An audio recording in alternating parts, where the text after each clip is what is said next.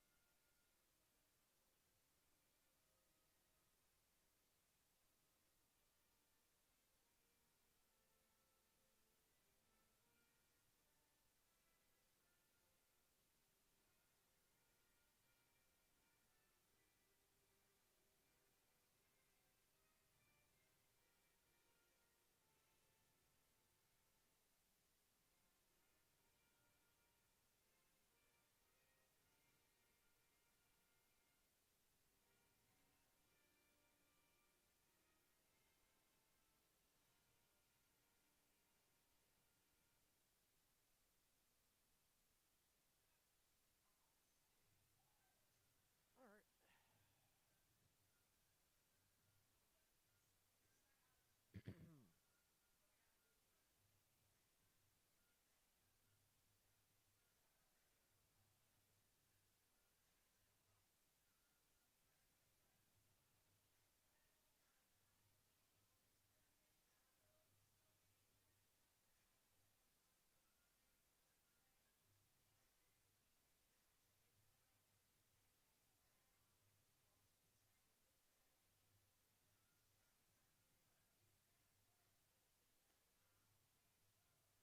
All right, you ready, Juliet?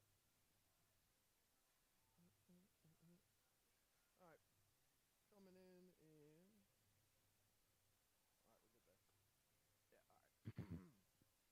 Coming in 3, 2, 1. The magic number's down to 4 after last night's victory over the Scranton Wilkes-Barre Miners, a 2-1 heroic victory.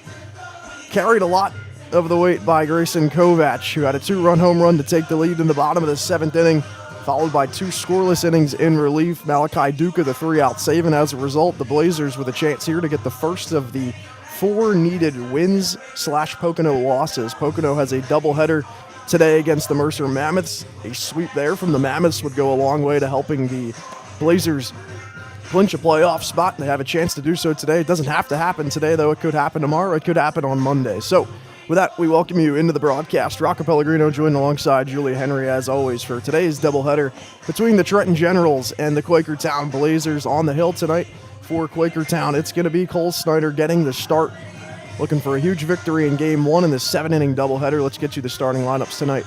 First for the visiting Trenton Generals. Batting first in the leadoff spot is the catcher Deacon Bound, the freshman from Bucknell. Following him, it'll be the center fielder Jake DeClerico, the all-star. The DH, Antonio Dominici, will bat third. The first baseman, Ethan Fantil, will bat in the cleanup spot. The fifth hitter is the shortstop, Robert Kelly. The 6-hole hitter is the second baseman, Sean Martinez. The 7-hole batter is the right fielder, Jackson Wargo. The third baseman, Gavin Wright, will bat eighth as the first pitch is popped in the air out to left field. It's Matt Curtis, who had a heroic catch out there last night, and he makes the easier catch for out number 1. Following Gavin West in the 8-hole, it'll be the left fielder, Tim Wright. And that's how the Generals, who currently sit in the 3rd spot in the Southern Division, align today. Cole Snyder gets a first pitch out, making the start here today in Game 1, 7-inning doubleheader. As Snyder kicks and delivers the first offering to DeClerico, who skies one in the air out to right field. Trotting back a few steps and under it is Ty Everett. And he's there for out number 2. And just like that, we have 2 outs at noon when first pitch was basically supposed to be. So we saw last night quick tempos from both starting pitchers that contributed to the Blazers win, coming in just under 2 hours. So we'll see how this 7-inning doubleheader works out, but quick tempo to start. Generals finally take a pitch, and that one's in for a strike. Trenton's going to need some help from Pocono today. The Generals currently 14-17-1, chasing the number 2 spot to try to get home field advantage in that play-in game next week.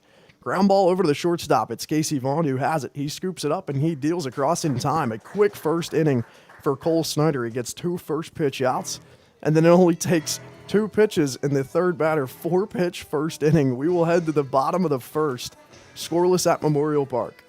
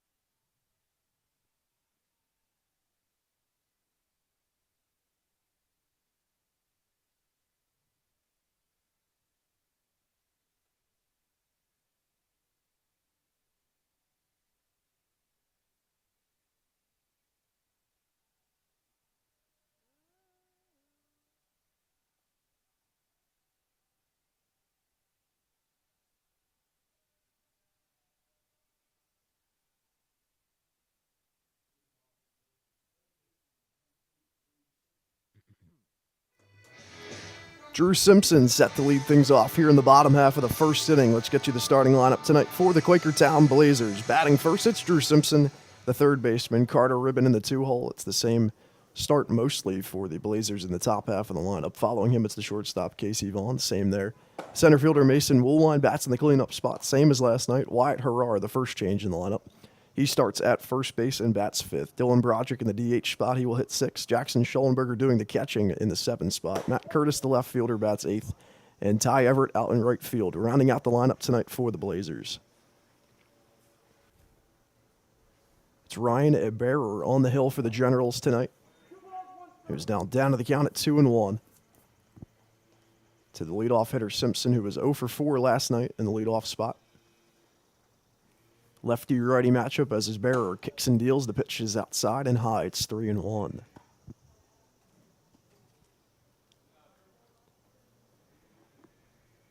Simpson quickly working ahead in the count. 3-1 pitch on the way, and that pitch misses. Simpson works a 5-pitch walk to lead things off for the Blazers. Blazers second baseman, number 5, Carter Ribbon.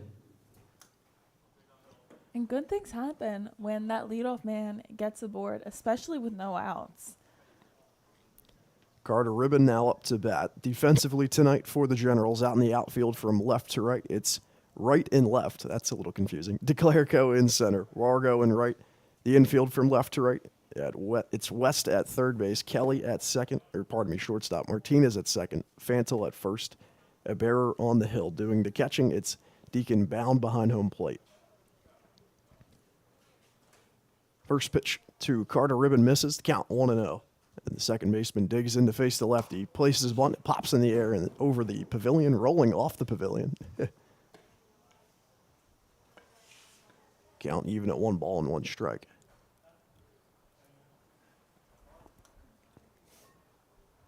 Ribbon 0 for 4 last night. The top 3 hitters in the lineup for the Blazers hitless, but chance to change the tide here today. As he shows bunt, pitch misses upstairs. Simpson already on base, so nice little start. Change the tide. Definitely. Blazers got their first weekday night home win, so trying to change the trends as Carter Ribbon places down a perfect bunt. The catcher Deacon bound, a nice play to first. He gets the first out of the inning, but the runner advances and Simpson to second. So now it'll be Casey Vaughn, who's 3 for his last 11 with 3 RBIs in the last 6 games. And that was a good bunt from Carter Ribbon. We talked a little bit about how some of the Blazers' bunts, foul off attempts have been in the air, but that one died perfectly just right at home plate. The Pocono-Mercer game ongoing right now began at 11 a.m., so we will know the results there before the conclusion of today's doubleheader at Memorial Park. 11 a.m. start must be pretty early, even for the road teams especially. I feel like with making that drive out there, I feel like that'd be a little tough for me personally. These noon starts are always a little bit of a groggy morning. Definitely. Pitch is upstairs to Casey Vaughn, who moves over into the right-handed batter's box to switch hitter to face the lefty Ryan Eberer. With a runner on second and 1 out, the count 2-0. The lefty deals. Pitch is in for a strike, throw behind, back over to second, and getting there safely is Simpson. And the count moves 2-1. And good move there from Deacon Bound, the catcher. Definitely caught Simpson off guard there at second. I mean, no one was really on the bag. Sean Martinez was not there, but was there to get the throw. But definitely keeping Simpson on his toes. Simpson's dancing at second as Vaughn lifts one in the air, opposite field and right field. Can it drop in fair territory? And they say it is a foul ball. Just slices a tad into foul territory, and the runner, Simpson, will have to reset.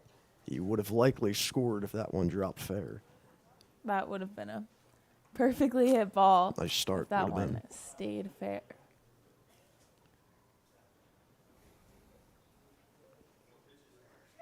So the count 2-2 to Casey Vaughn.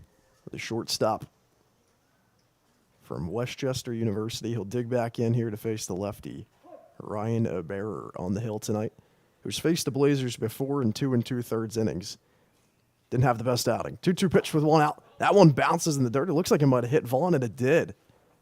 Hits the ankle of Casey Vaughn, so he will earn first base the hard way and take a slow walk down. Simpson was off there with 2 strikes. So he will trot back to second, can't advance over to third on that ball that is ruled dead after hitting the batter. So we talk a lot about Vaughn's plate discipline, earning walks. Well, he earns one by taking a ball to the ankle. He's on first. Simpson's on second with 1 out. Mason Woolwine at the plate, and he takes the first pitch upstairs. And hopefully Woolwine can do what he did yesterday. He got the first hit in the Blazers game last night. So hopefully he comes up big here with their first hit and they're able to score Simpson at least. Simpson on second, still dancing. At first stands Vaughn, but this pitch is popped up to center. Ranging in a few steps is DeClerico, and he makes the catch for out number 2, and Woolwine is retired. Now batting for the Blazers, first baseman number 28, Wyatt Harrar. Now to be the first baseman, Wyatt Harrar gets the start. At first, he's done some catching as well, splitting those duties with Schellenberger and Peischer. Harrar actually has the highest batting average on the team. Limited sample size compared to the other guys, but 8 for 22 overall. That paces the group, takes the first pitch in for a strike. It finds the bottom half of the zone. It's 0-1.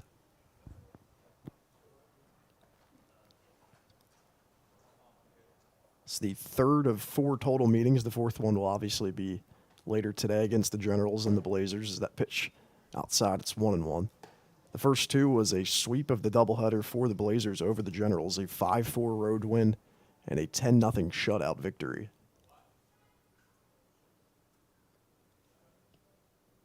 A bearer holds and fires a 1-2 pitch that's fouled back into the protective netting, and it's 2 strikes with 2 outs in the bottom of the first here to Wyatt Harrar.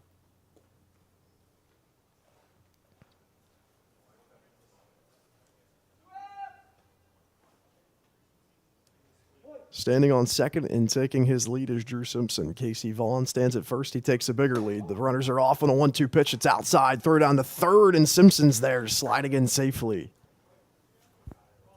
Vaughn able to advance to second on the double steal. It looked like Vaughn got a little bit more of a delayed jump in comparison to Simpson, but once he saw the throw go to third, he was taken off. So the count 2-2 with 2 outs. A bearer holds. The left-hander deals a pitch inside and low, and it's a full count with 2 gone and 2 runners in scoring position here to Wyatt Harrar.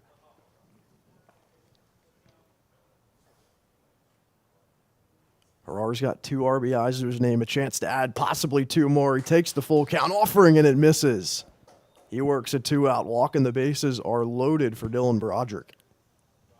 And a huge opportunity here for Broderick to bring in at least 1 Blazer, maybe 2, hopefully all 3. Stepping up with the bases loaded, 2 outs, bottom of the first. Definitely need to jump on the Generals early today. Simpson stands 90 feet away, 2 other runners on, and the first pitch to Broderick is outside. It's Casey Vaughn on second, Wyatt Harrar after working that walk at first. Infield and outfield played to their normal spots. It's the count 1-0 here to Broderick, the DH. A bearer, the lefty, pumps in a ball, and that one misses inside. It's 2-0. And after the first pitch of the bat, I think it was a Generals pitching coach but some of their coach yelled, "Let's give our fielders a chance," kind of to rally Eber on the mound to give Broderick a strike that he can put in play, and hopefully the Generals can get their last out. A bearer down 2-1 with 2 gone on the bases juice, and Broderick swings and misses hard at that offering, and the count moves 2-2. Even here to the designated hitter from Chestnut Hill. He's 1 for 3 with a walk yesterday. Bases loaded, 2 gone, 2 outs. And that's inside. Counts full again.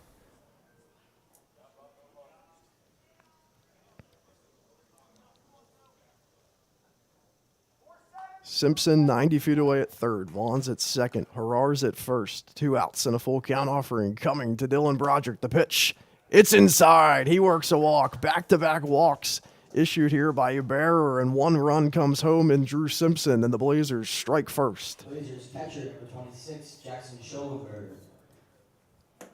And Simpson was going home no matter what on that pitch, as comes in for a ball, but Simpson was about 2 strides away from home plate. Full count with 2 gone, got a head start. So now the base is still loaded. Vaughn moves over to third. Harar's at second. Broderick on first. It's Jackson Schollenberger at the plate, and he takes the first pitch upstairs. Time is called here as the manager for the Trenton Generals wants to talk it over here with Ryan Aberer. And that's who's been yelling kind of all the rallying cries to Ryan Ibarra. The voice for the timeout matched the voice. You know, kind of shouting those words of encouragement to his pitcher. So now's a good time to tell you more about the playoff seeding here. The Blazers currently sit in the 3rd and final spot in the Northern Division.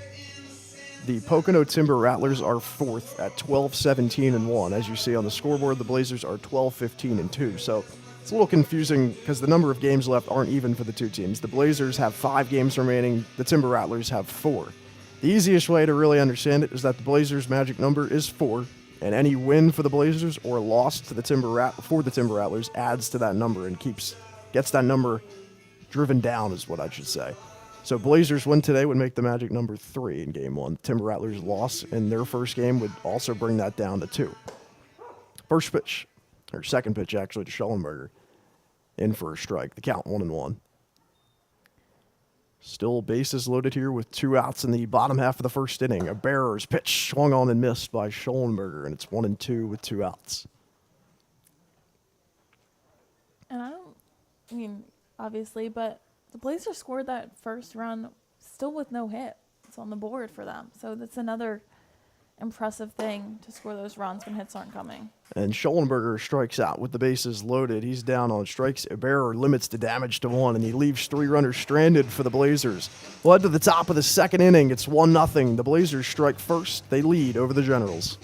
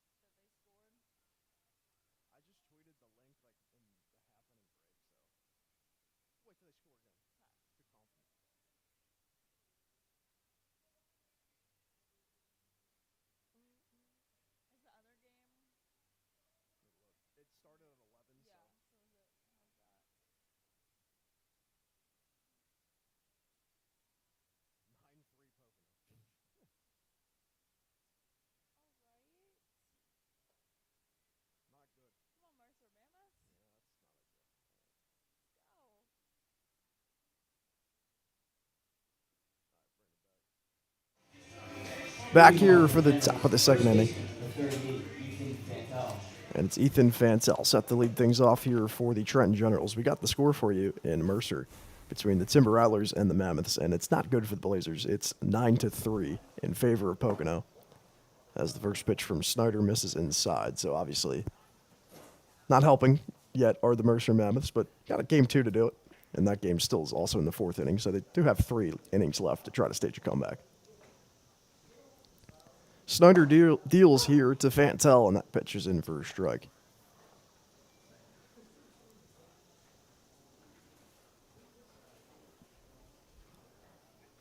Righty-lefty matchup here. The count even at a ball and a strike. That pitch outside, it's 2-1. Defensively tonight for the Blazers out in the outfield, and left it's Matt Curtis. Mason Woolwine plays center. Ty Everett back in right field.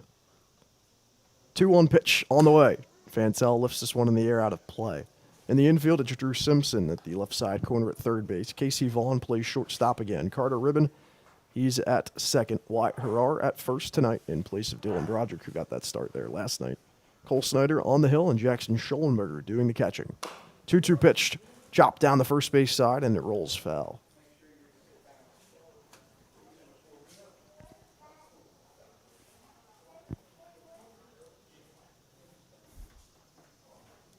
The Blazers have the doubleheader tomorrow against the Pocono Timber Rattlers, and I know what you're thinking. Didn't they play last night? They're playing 2 today. And yeah, they also play Monday as well. 43 total innings in four days as the 2-2 offering misses Crazy. outside. Absolutely crazy end of the season stretch, which is why something we touched upon last night, that the approach to pitching. Last night we saw the starter in Whittick just go about 40 pitches to keep him fresh. As Fantel skies that one in the air, it sends Ty Everett all the way back towards the warning track, but he has plenty of room to make the catch for the first out. So it kind of seems, at least off of last night, we'll see what happens in this doubleheader. You know, it's only the second inning here for Snyder, but it seems like the approach is to kind of keep these guys under or at about 50 pitches so that they're ready if they need them to go again in that bullpen, because 43 innings in 4 days, the biggest impact that's going to have besides the fatigue and everything is the pitching and the bullpen. You just need to have guys available, especially in the scenario where the Blazers are, where ideally they win 4 of their last 5 games. This pitch is lifted out to foul territory down the first base side, trying to slide in to make the catch is Snyder, but it tips off the side of his glove. Almost out number 2. Sliding in that gravel, I mean, I know he's got pants on, but I don't know how that feels. Yeah, I'm not sure sliding in the gravel is what you want to see your starting pitcher do, but Yeah, why not? Leave it on the line. know, the effort's there, the hustle. Yeah, I like it. Yeah. Why not? Counts 1 ball and 1 strike with 1 out here. In the top of the second inning, that pitch bounces in the dirt, stopped by Schollenberger.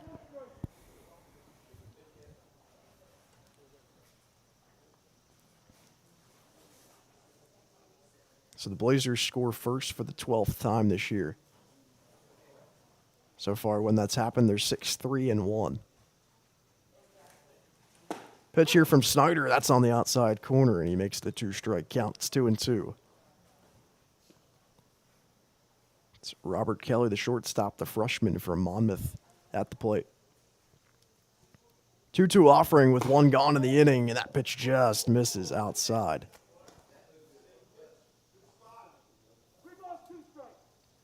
If he gives that pitch, this full count offering pitch, that same location, I think you get a good result. We shall see. Payoff on the way here from Cole Snyder to Robert Kelly. He chops it towards the third base side, ranging in as Simpson across the diamond, and it's in time for the second out. Second baseman, number 0, Sean Martinez. Now it'll be Sean Martinez, the second baseman and the sophomore at St. Peter's.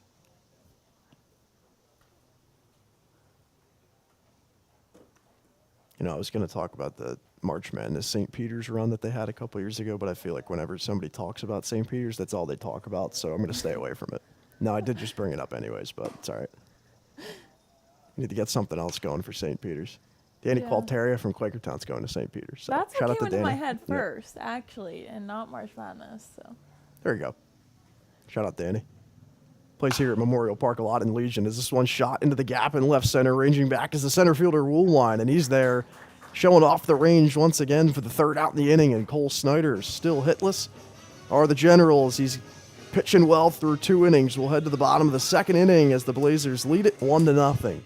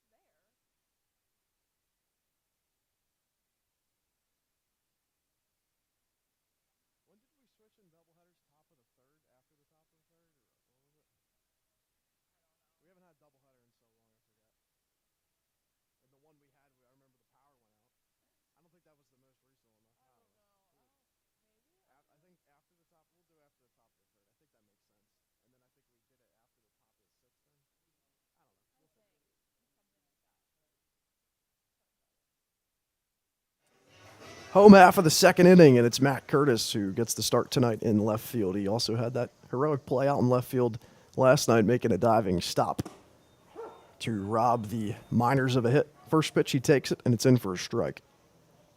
Still Ryan Hebert, the left-handed starter from East Stroudsburg, on the hill after issuing a pair of walks that resulted in one run coming across in Drew Simpson. Yeah, it certainly didn't have the greatest first inning with 3 walks and 1 hit by a pitch, but only gave up 1 run. As Curtis has a little spinner that's going to give him an infield hit, possibly an error either way. But Hebert skies it over the first baseman, Fantle, and he beats it out. You can see the first baseman, Fantle, telling him to keep it a little bit lower. Yeah, just kind of a rough break there for Barrett. I just said kind of struggled in that first inning and then kind of, got to clear the head, restart in this bottom of the second. But certainly not a great start to overthrow your first baseman there on a pretty routine play. So Bear, after the error, it looks like they're ruling it, has a runner aboard at first and Matt Curtis. It's Ty Everett at the plate, the starter in right field tonight. Everett shows down a bunt, and it's popped up, and it goes right to the catcher, Deacon Bound. Everett not happy about it. That's out number 1. Who's your third baseman, number 22, Drew Simpson? Ribbon got the job done in the bottom half of the first inning, placing down a perfect bunt that got Simpson over to second base and then eventually came across the score. Now it's Drew Simpson at the plate. And this is the big key for the Blazers to already having their second at-bats in the second inning. Runner from first, Curtis is going. The throw down from Bound, and it is in time. Bound throws out Matt Curtis, who is thrown out for the first time this year. He's now 3 for 4 stealing bags, and that's out number 2.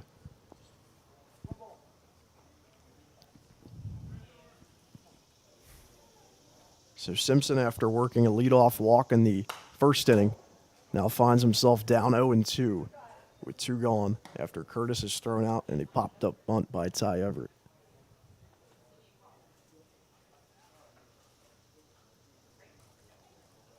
Hebert kicks and deals an 0-2, and that one's in there for...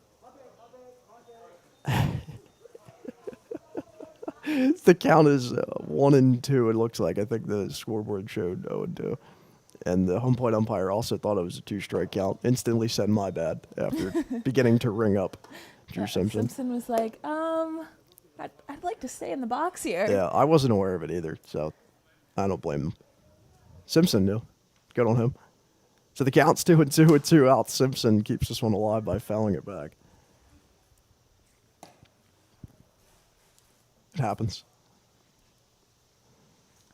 So Bear even in the count here with Drew Simpson. The third baseman takes that one in there, and it's on the inside corner. He looks back to the home plate umpire who just rung him up. Not happy about it. They're talking it over now, but either way, Bear, after the error to lead things off in this inning, Matt Curtis is thrown out a popped-up bunt by Ty Everett and a backwards K. We'll head to the third inning, the top half of the third. The Generals will bat down 1-0.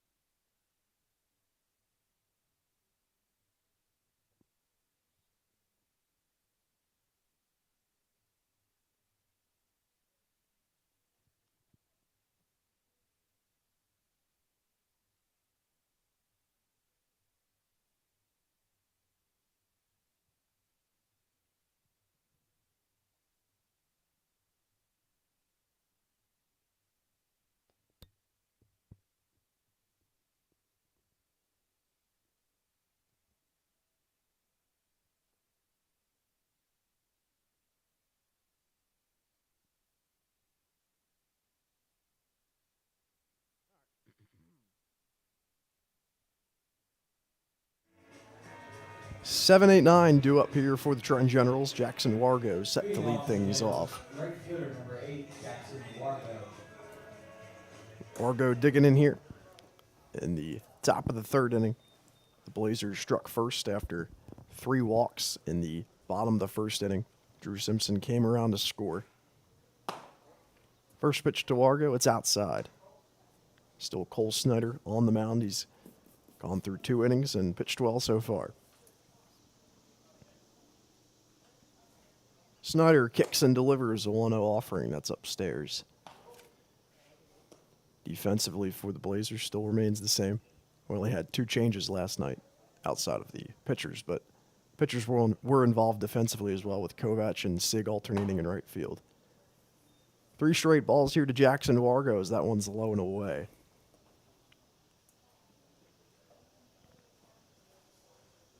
So the Generals still trying to find their first base runner.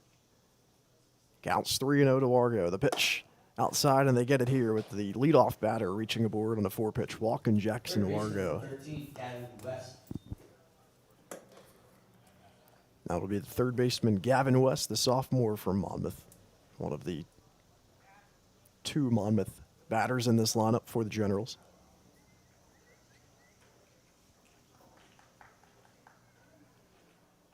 And a 4-pitch leadoff walk isn't terrible, not ideal, but hopefully, Snyder settles in to this inning now.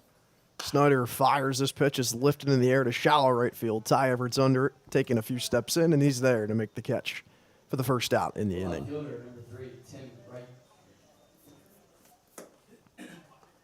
Gavin West, who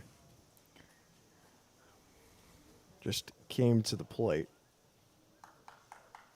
is retired. Now it's Tim Wright, who's playing left field. Moderately confusing. And a lot of W last names. Yeah, to after our round discussion out last this night, lineup. right? Runners from first is going. Wargo is going to get there, sliding in head first safely as the ball spins out into the outfield. The throw from Herrera is offline.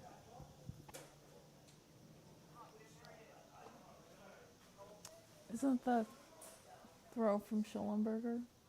You're correct. Good catch. Every time Herrera's in the lineup, I'm so used to saying his name as the catcher. Just made a crazy wild throw from first Yeah, you're base, correct. but- Schollenberger is doing the catching tonight behind home plate. Still an early start for me, man, even though it's noon. Pitch is upstairs. I don't know if anyone out there has got the NCAA video game. I was talking with our wonderful PA announcer, Joe Carnisi. He said he's got it, and he said he was up late last night. So was I, so blame it on that. Grind is real. Grind is real. Counts 1-1 with 1 out. Wargo stands in scoring position at second, right at the plate. He backs out and takes that pitch inside. It's 2-1.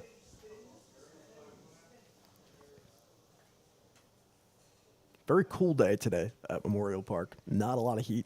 Last night wasn't too hot either, but for this being during the day, I think it's in the 70s. How about that? Yeah.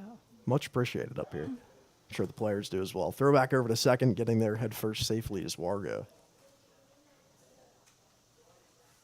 It's definitely nice to have this kind of weather compared to some of the other. Yeah, it's 79 right now. Kind of Yeah. crazy for late July at 12:30. Hey, man, I'm not complaining. Counts 2-1 with 1 gone in the inning, and a swing and a miss here from Wright. And the count even at 2 balls and 2 strikes.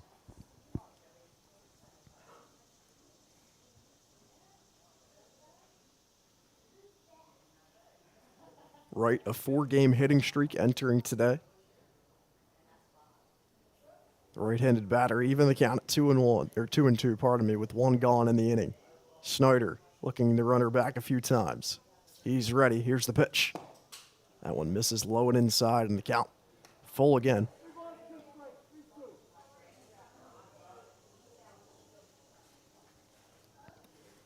Wargo taking his lead from second base. We would expect him to be off with 1 gone and the full count.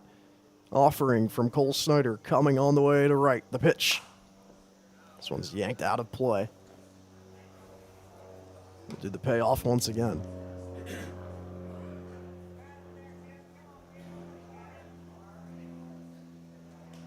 Eighth pitch of the at-bat coming here from Snyder to right. Runner on second with one out in the top of the third. Snyder comes set. Kicks the pitch. Off speed's in there. He's got him on the outside corner. Out number 2. Just a beautiful location to get right. First strikeout of the night for Snyder. And he gets a big second out. Keeps Wargo at second, who was not off. He took a huge lead, started trotting down towards third initially on the pitch, and then stayed.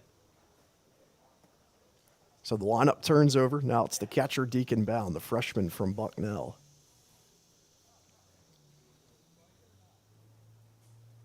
Snyder holding with 2 gone in the inning. The first pitch here to the catcher, and he steps off.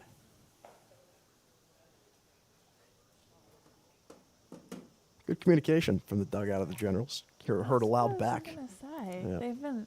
They've been very loud. Those for sure. coaches helping their guys, whether it's Eber on the mound or Wargo in their first base runner. They like the score currently between the Mammoths and the Timber Rattlers. They need Mercer to lose to try to get home field advantage in that play-in game against them. The Capitals also like that score. They clinched the division with a Mammoths loss. 1-0 pitch with 2 gone. This one's lifted in the air out the shallow center. Charging it is Mason Woolwine, and he's there to make the catch. Cole Snyder gets out of the inning unscathed. The Leaves are under stranded at second and Jackson Wargo, and we'll head to the bottom of the third inning. I'll turn it over to Julia Henry for the play-by-play duties. I myself, Rocco Pellegrino, will step aside to color for a few innings. Stay with us here on the Blazers YouTube channel as they lead 1-0 over the Trenton Generals.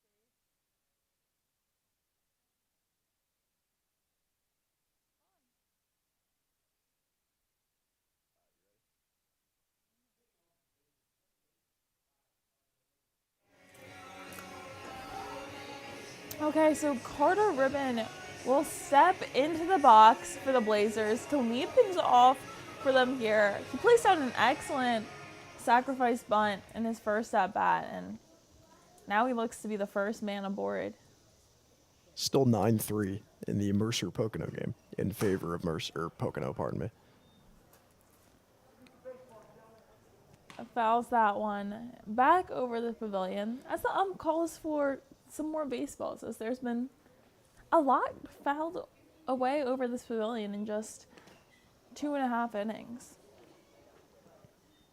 Other scores around the league as the doubleheaders, the final regular season games for some teams today are ongoing. Not for the Blazers, though. Score in the South Jersey Southside game, it's 6-1 in favor of Southside. That's big because Southside's currently a half game back of Scranton for the division lead. As Ribbon fouls another one back towards that right side. Scranton playing later today. First pitch in their game one of the doubleheader will be at 4:30, so Southside will know what they have done and then await the results there. That pitch comes in high from Mirror, evening the count at 2-2.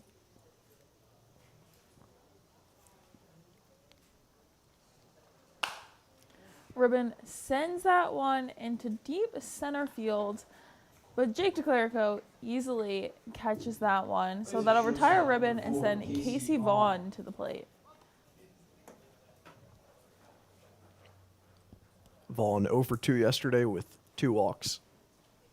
And I tried to coin the phrase 2 dimes worth of walks. It was so bad. It's just. And you added a penny. And I added a penny. He's got 21 walks on the season. You see where I'm going with that? I don't know. We got to come up with something better. Leads the team in walks. It's special. You need some type of special name for it. Yes.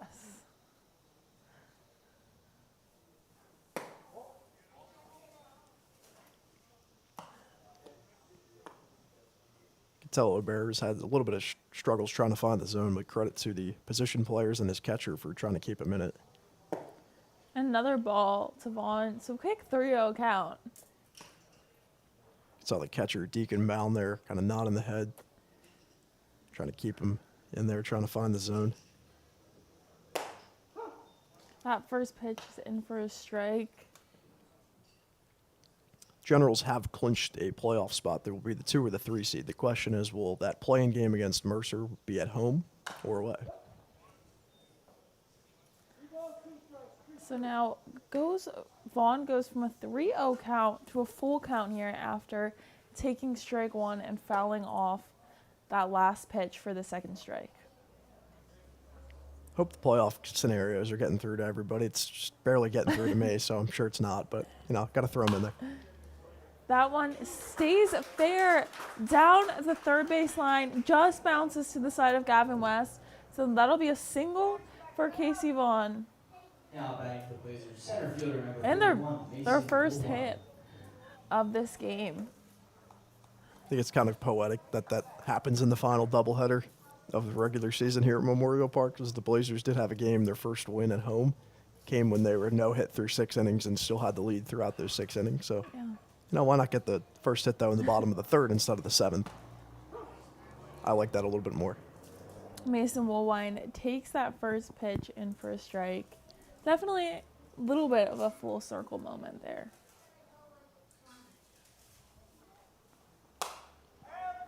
That one is popped back foul, so another ball lost to the other side of the stadium. Yeah, I always love my walks out of the stadium. You can always see a couple just kind of chilling on the gravel.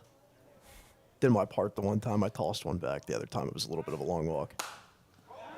Woolwine ropes that one, and that'll be a double play as Sean Martinez creates that pop-out catch, fires it over to Fantel at first, so that'll get Vaughn and Woolwine out. So we'll head to the top of the 4th.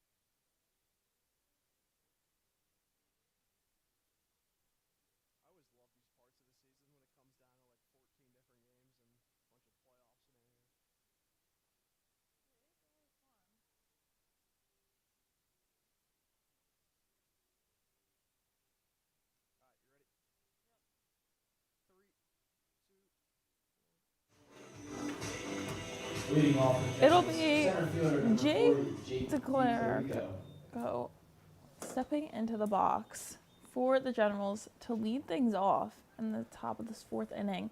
The Generals still find themselves behind by a run. Cole Snyder on the hill. He's pitched a gem so far. And that's been needed for the starters here, as the Blazers' 43 innings total being played in 4 days to close the year. That one's in for a strike. Evening the count of 1-1. The Blazers still keeping their bullpen empty, and I believe that's number 30 warming up in the Generals bullpen. So I think it's Ben Moisen. Yeah, that's a 30. Yeah, we talk a lot about color combos. The black Yeah. numbers on these orange jerseys, they definitely easiest to read. As that ball is hit over, Ty Everett calling off the second baseman in ribbon, makes that catch in right field for out number 1. 19, Antonio Dalanisi. So, fun little stat. The Generals have popped out to right field for the first out 3 out of 4 of these innings so far. So, if you're Ty Everett, you're getting kind of ready when Yeah, that batter steps to the plate. It's going to look like Pavlov's dogs eventually, just first out of the inning, just waiting for it in right field. Yeah. It's programmed for it. Ooh, and that one will nab Domenico in the elbow, I think. Maybe a little bit of his arm, but not a great spot first night to be hit there. So it'll send Ethan Fantel to the plate, and he'll head over to first base. Generals first baseman number 38, Ethan Fantel. Pocono scored again. It's now 10-3. So probably pencil that one in as a win for them. Yeah. Hope I just jinxed it. It's the 6th inning of a 7-inning doubleheader, so. I don't know. Maybe Mercer has an 8-run. Yeah. Come Once back, again, get it's not them. the end of the world for the Blazers. They don't need a sweep there. They don't need a sweep today in favor of them. They need to take care of business really tomorrow. Obviously, it would help. The scenario really is if you get a split in this doubleheader and then a split in the doubleheader with Pocono, which is ongoing today with Mercer, then you only need a split tomorrow for the Blazers, and they're up 5-0 in one of those 2 games in the bottom of the 5th. So if you get 1 win here, you get 1 loss from Pocono in game 2. You're looking good. Yeah, it's just a lot of hypotheticals Yeah, well, right now. It's really got to, I mean, Yeah. we could do that. The players shouldn't be doing that. Yeah. Just try to win, stay focused on the game at hand, and you're looking good.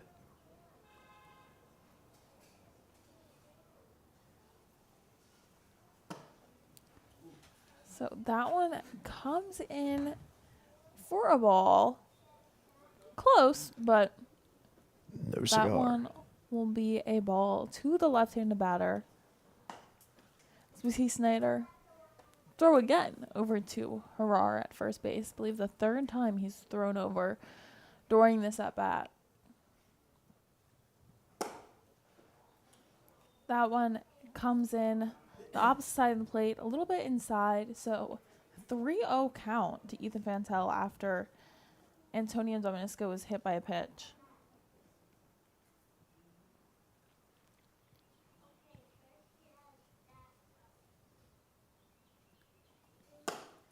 And Snyder fires that one in and finds the zone for strike 1.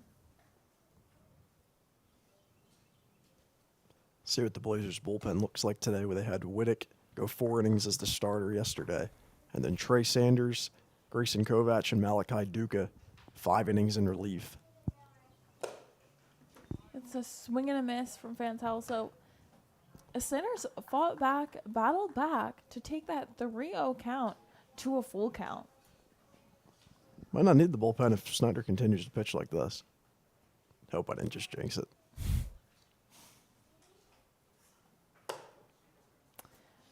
That one just a little bit outside, so it'll be a walk for Fantel as Robert Kelly steps to the plate. Robert Kelly. Yeah, it's I would say a rather minuscule announcer strength in comparison to some of the other ones I've had. It's all right. This is Snyder's 6th overall appearance. Currently got a 2-0 win-loss record and a 2.411 ERA.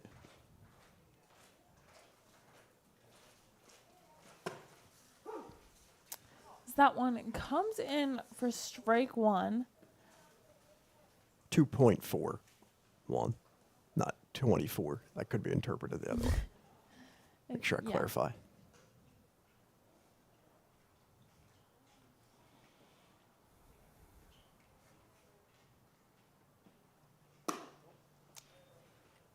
That one way outside. So 1-1 count to Robert Kelly from Cole Snyder on the mound.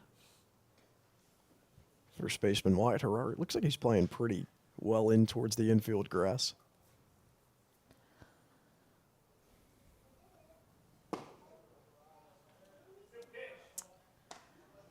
That one just misses. A little bit low. So 2-1 count.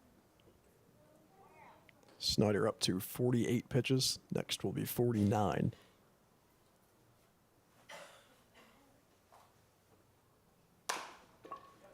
As that one is hit over to Simpson.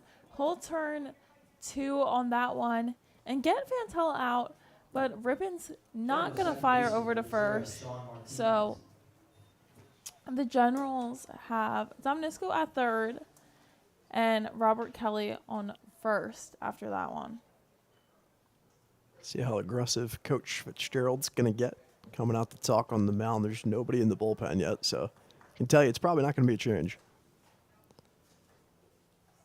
Got first and third with 2 outs. You take getting that runner at second, definitely, and I don't also dislike not trying to get the runner at first. I know obviously a double play ends the inning, but disaster happens there. If you try to force that throw, it exactly. goes, That's what goes I was gonna wide. say. Who knows?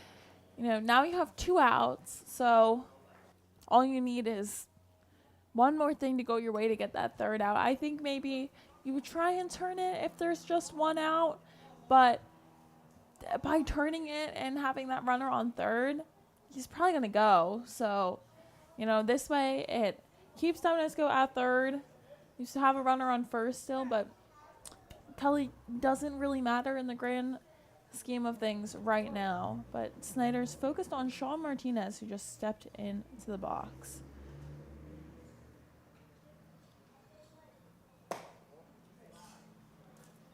First pitch comes in for a ball. Had a quick moving game last night. Got home at 9:20 p.m. on a weekday night game. That's the first time that's happened. Yeah. I believe the game was around the 2-hour mark total. I think Probably it was even under. like just under. It was crazy. So on that one, Kelly will be off.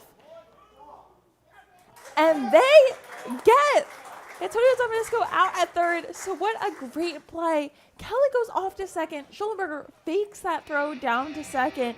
Having Dominisco caught midway down the line, he fires back to Drew Simpson at third and catches Dominisco. So all works out for the Blazers, and they keep their 1-0 lead as we head to the bottom of the 4th.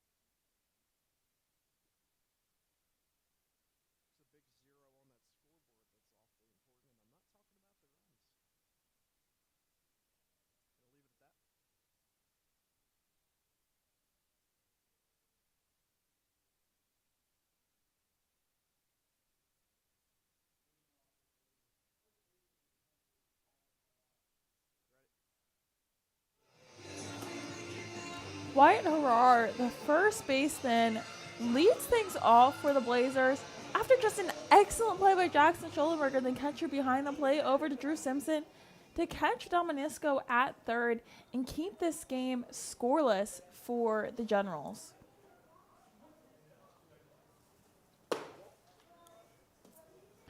First pitch comes in for a ball.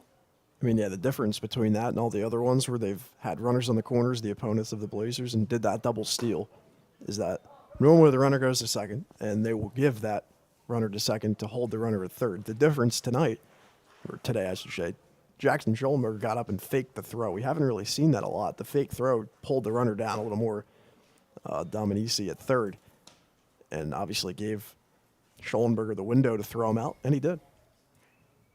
Definitely. And a quick 3-0 count. And that'll be a 4-pitch walk to Wyatt Harrar. Blazers DH number 23, Dylan Broderick. Second walk of the night for Harrar, and 4 walks here for the Blazers through 3 innings in the first batter of the fourth.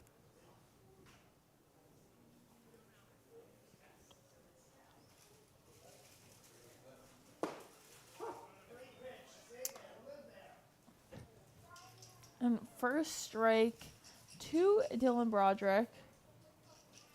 A much needed strike after that walk. See, our beloved dog for the Trenton Generals, the team mascot. His name's Blue. Comes to every game. I can't really see him right now. He's walking towards the grandstand. I'll point the camera at him. Wandering. I'm going to try to get it. You can kind of see him down there towards the third base side. He's small, so it's going to be tough to see, but yeah. Back to baseball. Yeah, sorry, little sidetrack there. Great name, by the way, Blue, for a dog. It is a good Start one. yelling at him, and the umpire's going to think you're yelling at him. So an 0-2 count to Broderick.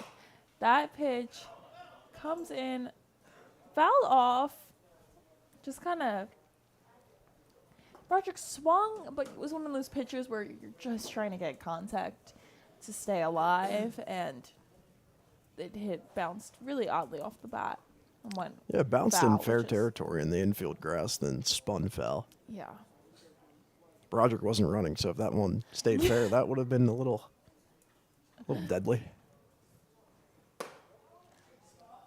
First ball to Broderick there. The other thing I should know about these doubleheaders by now is that I need to eat more before them. I'm starving once again. It's the game 1, too.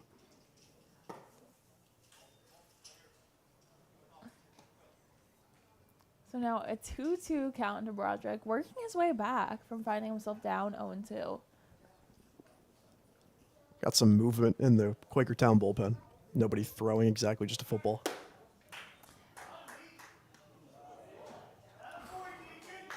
And Wyatt Harrar is thrown out on that pitch, the third ball, so it sends it to a full count for Dylan Broderick. But Harrar, I don't know. I don't know if his jump was just a little bit too late or quick throw down from Deaconbaum, but just not great there for the Blazers. So that one. Fair ball, kind of the same scenario. Broderick just kind of stood in the box for about 5 seconds and fortunately thrown out there on first. On that one, Rocco's face kind of says it all right now. Well, I mean, it just kind of the spin that took. Like, it bounced in fair territory first, and then you'd think, like, it's going to do it. It just did. That one just died in the grass. Anyways. That's the most interesting 2 outs you'll ever see. Yeah. Wyatt Harrar now 1 for 5 stealing bags. I'm not sure I'm too in favor of sending him there, but hey, man, what do I know? That's why I'm up here. So that'll be a first pitch strike to Jackson Schollenberger. So went from no outs to 2 outs very quickly in the bottom of this 4th inning. Hindsight's also 20/20. So. That one's inside. Second time now Deaconbaum has thrown somebody out. He got Matt Curtis earlier. Simpson was successful swiping the second base bag. Third base, actually. That one fouled off the tip of the bat, so 1-2 count.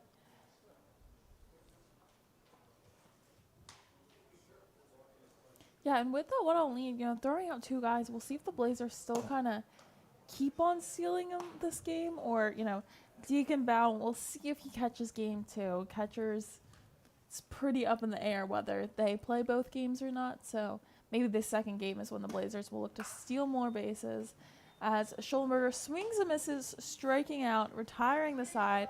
So we'll head to the top of the 5th, and the score is still 1-0 in favor of the Quakertown Blazers.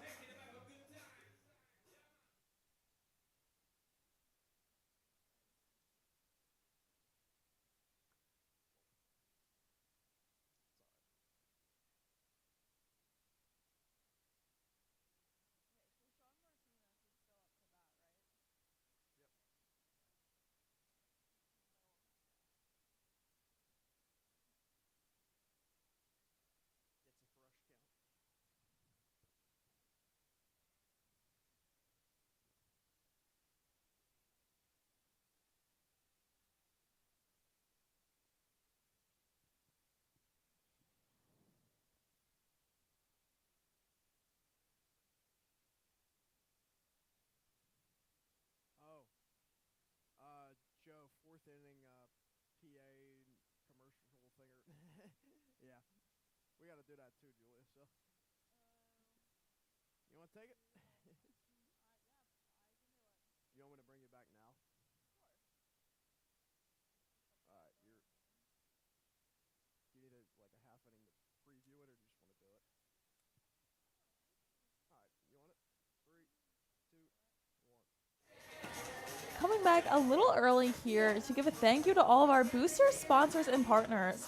At the bronze level, we have Dennis and Barbara Robinson, David and Susan Wilsey, Catherine and George Somach, Captain Bob Seafood, and Jeffrey Huddleston. At the silver level, Richard and Patricia Tyler, the Lewis brothers, Joanne Hirsch, Bill and Ruth Ann Keisel, and Quakertown Alive.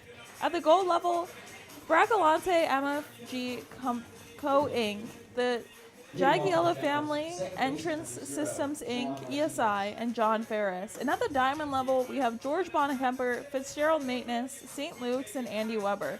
So once again, a big thank you to all of our boosters, sponsors, and partners. So Sean Martinez will lead things off for the Generals. And leads things off quick. Drew Simpson's able to... And what an excellent out there. Just a nasty play from Drew Simpson over at third base. He's able to move quickly, get that ball on the bounce, and then fires it across the mound to Wyatt Harrar. So an excellent play there from Drew Simpson. Highlight reel worthy, definitely. So that'll retire Sean Martinez, who got to have another at-bat there as he was retired mid-at-bat due to Antonio Dominisco caught kind of in a little bit of pickle at third. So that'll be strike 1 to Jackson Wargo. Can't say enough about that play. I mean, that ball was really well hit too. So reading that off the bat, having that initial reaction, playing that on one hop like that, that's just an incredible throw too.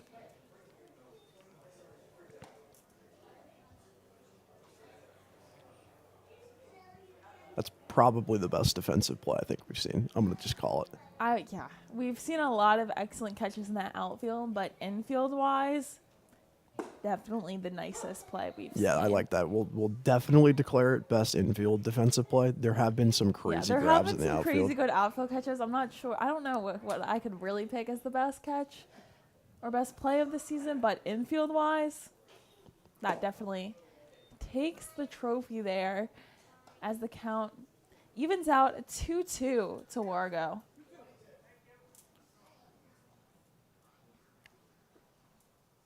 Only one hit in this game. It's for the Blazers. Let's leave it at that. That one up the first base line, but foul. You better not have just jinxed that. I didn't say it. I just said there's one hit in this game. That happens to be a fact.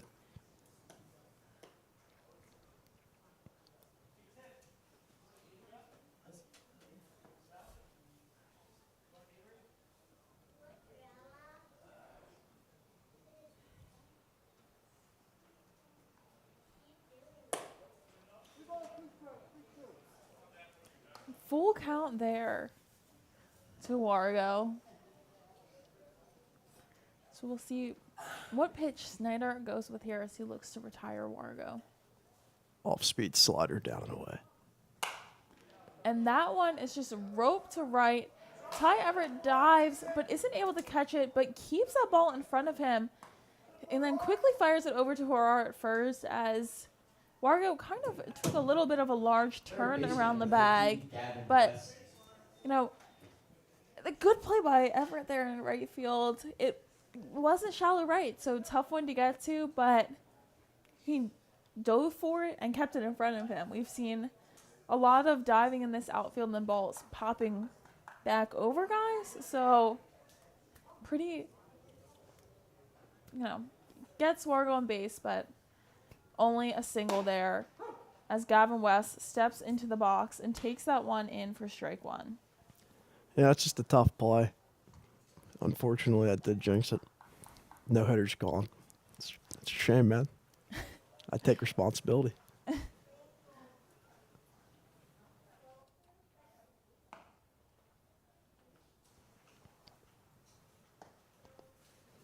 See how aggressive now they get with Wargo on first, base running wise with the righty on the hill. And he's off there. Schollenberger fires that one down, and a perfectly in-line throw. One of the best throws we've definitely seen from the catcher to second baseman here at Memorial Park. But pretty bang, but Wargo is safe at second as the count moves to 0-2 for Gavin West. I'm going to say he's not going to third, though. No, I'm not thinking with one out he's going to be that ambitious, but he'll head over to third here as West will be out, ground out from Ribbon and fires it over to Horrar at first. So, but it'll advance Wargo to third base with 2 outs, and Tim Wright steps into the box. It's fine if you're the Blazers. 2 outs, so it's going to take a base hit. Final in the Southside South Jersey game. Southside takes that one 7-1, so they're now tied for the top spot in the first Northern Division for that coveted bye with Scranton, who's currently 20-12, same as Southside now. So that first pitch to Wright in for a ball.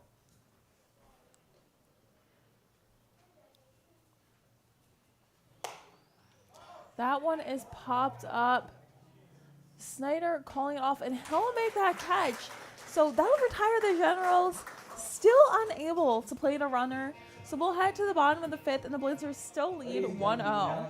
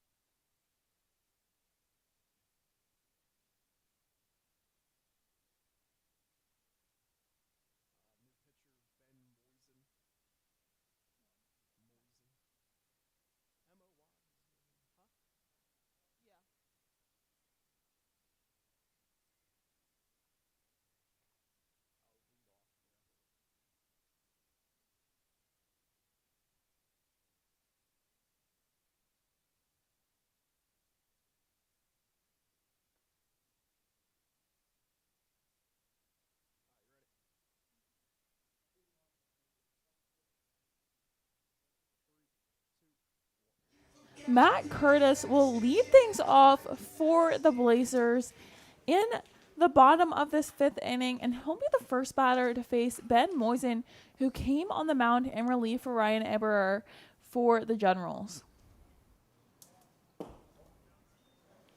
First pitch down low for ball 1.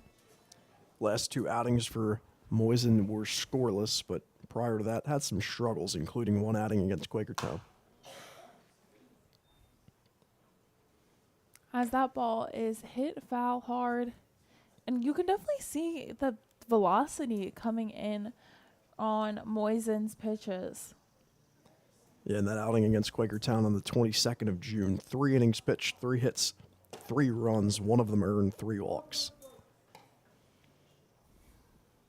Faced 16 total batters, 64 total pitches, but he's done well throughout the course of the year, bringing his ERA down now to a 2.37. And definitely a quick tempo, as already moves to a 3-1 count for Curtis.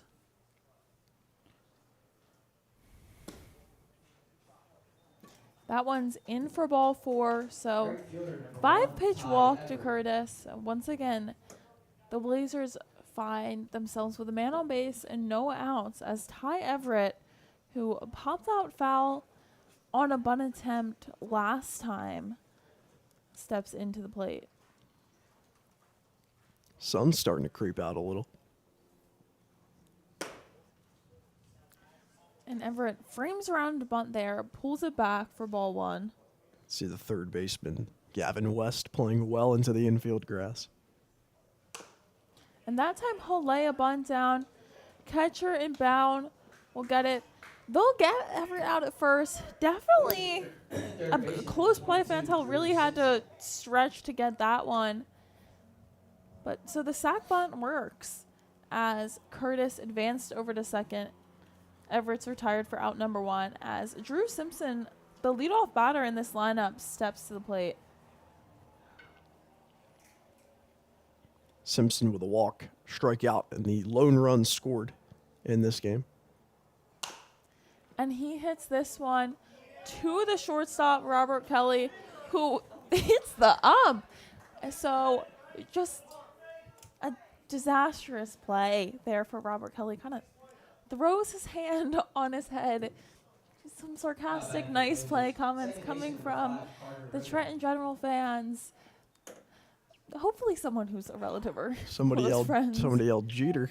Yeah. He deserved it for that one, I'm not going to lie. I don't think the jump was necessary. So kind of jumps, I think, trying to throw back over to Sean Martinez at second to try and get Matt Curtis, but ends up hitting the field ump.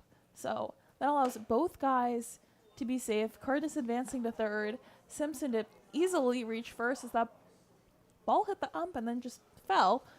So, I mean, even in the box, Carter Ribbon still kind of laughing about that one. So he takes that one in for another ball. So 2-0 count to him. Yeah, I don't think the jump was needed there from Kelly. No. So he'll send that one over to second and over to first, but he'll be safe on that one. So Robert Kelly fields that one, throws it over to Sean Martinez at second, gets Simpson out, scores Matt Curtis on that one, but Carter Ribbon will be safe on that throw from Martinez to Fantel. Field umpire got his little revenge back there for getting hit. It really looked like he was about to signal him out by the way he stepped into it and then just sprayed the hands out. Yeah. Made the safe signal. I thought for sure he was going to say he was out. I thought he was actually safe, Ribbon at first, so he got the call right. I think there was definitely more hesitation from Robert Kelly at short on that one to make sure he actually took a minute to make that good throw over to second. So I think that's kind of where that timing was lost by the time Martinez turned to first base. Ribbon's just got some speed, too. And leads the team in stolen bags and 11 for 12 there. overall, I would say. I think Kelly did a pretty decent job getting that one out. Underhand toss. Just turned well, just Ribbon's fast. So Ribbon will head down to second on that one. He'll be safe on the steal. So 1-2 count to Casey Vaughn. Make it 12 for 13 stealing bags. That one was close, though. I would say Deacon Bounds probably got one of the better arms here in the league. You can tell Yeah. so far through this game in game one, he's getting these throws down to second quickly. Another ball there. A big thing, credit to Deacon Bound, perfectly in line. A lot of times the consistency isn't always there with that throwdown, but just perfect as Vaughn takes that third strike, so it'll retire the Blazers, but they were able to plate Matt Curtis in this one, so takes their lead to 2 runs as we head to the top of the 6th inning.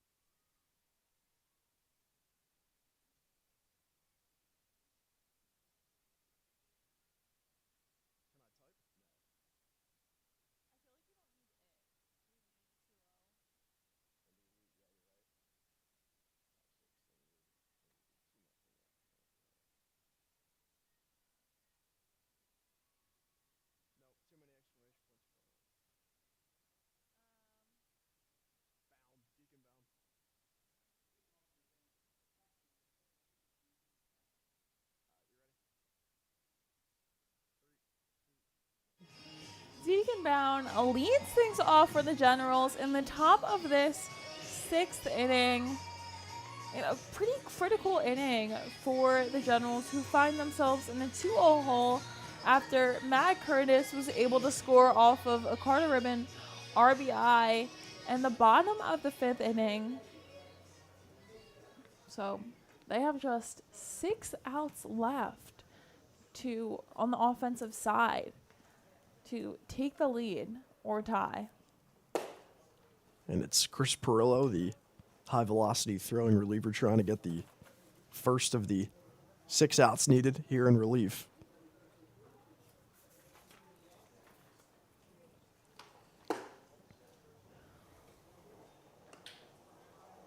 Perillo pitched a total of 6 2/3 innings this year. He's appeared in 8 games.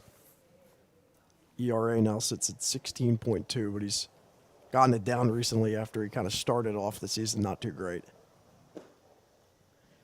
Then it'll be 3 straight balls to Bound. Since the 7-hit, 6-run appearance allowed against Southside on June 25th, Perillo a scoreless outing on the 29th, and then scoreless on the 11th against Pocono.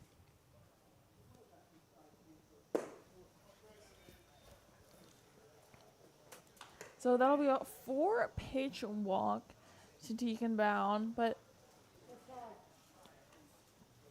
and after that, Manager Mike Fitzgerald already kind of calling that mound meeting, and definitely kind of needed because you can't give up this 2-0 lead. So kind of you can shake off a 4-pitch walk, shake off those first 4 pitches of your outing, but you can't let it get worse. And there's no 3-batter minimum. So, I mean, he could go to the bullpen. I don't think he's going to do that. General center fielder, Jake DiClarico.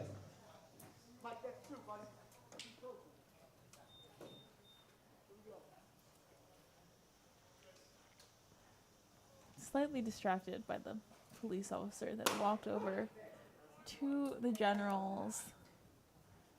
Yeah, that's a dugout, first. But my only guess would be maybe a parking ticket or Car related. something. Nothing else would really make sense. But she is. She's just walking through the field. I mean, there is a backstop.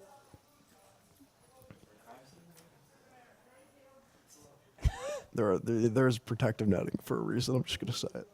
I don't know. Everyone's a little baffled, but That's a new whatever. one. 0-2 count. That one will be in play. Oh, and just an unfortunate play for Casey Vaughn over at short. That ball was hit to him. He kind of scooped it up in his glove, but just was kind of going with that glove hand over to second to try and get that force out and then fire over to the first and get that double play. But as he shuffled those 3 steps to his left to second base, the ball just fell out of his glove. So it'll advance Boone and it'll keep DeClarico safe at first as Antonio Dominisco steps to the plate and just kind of a little bit of a killer play there.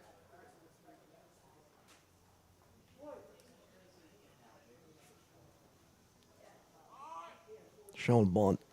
Oh, it hit the nub of the bat.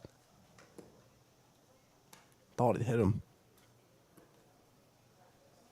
I think it might have hit him after hitting the knob of the bat. Yeah. So that obviously unfortunate for Dominici. Yeah, who was hit by a pitch his last at bat. So obviously not looking to have that happen to him twice. Frames around the bunt again. Finds himself down 0-2 in the count. So 0-2 in the count. Probably not going to frame around to bunt again, but we'll see what sign he got from his coach over at third base. Yeah, so he just fouls that one off. Regular swing. The important thing for Chris, it's really been the command. He's always had the velocity. When he has the command, it's always there. He's had 3 games this year without issuing a walk, and all 3 of those were scoreless. It's been, when there are walks, it hasn't been great. That one's a little bit outside, but still a pretty good pitch. Definitely trying to get Dominici to chase on that one. Furillo looks back at Boone at second before he throws that one. Just kind of bounces off the gear of Schollenberger. So the double steal doesn't happen there. It'll just be Boune who advances over to third. DeClarico stays at first, but he might go on this pitch or the next now that there's that runner. 2-strike count. They executed this well, did the Blazers, in this same situation with Schollenberger faking the throw. And that one is hit to Simpson at third. He'll throw over to second or throw over to first. Dominici will be safe at first, but they get that runner out at second, so it'll score Bound. So now 2-1 game with a runner on first and 1 out. So not ideal, but not terrible. Good to get that runner out in DeClarico. That's fine. You get the lead runner. Obviously not the runner at third, but you get the runner at second. Keep the double play ball in order here as well, even though they didn't get the guy at first. So You just limit it to one. It's no big deal. Definitely. Ethan Fantel took that first pitch in for a ball. Furlow fires that one in. Fantel will swing and a miss.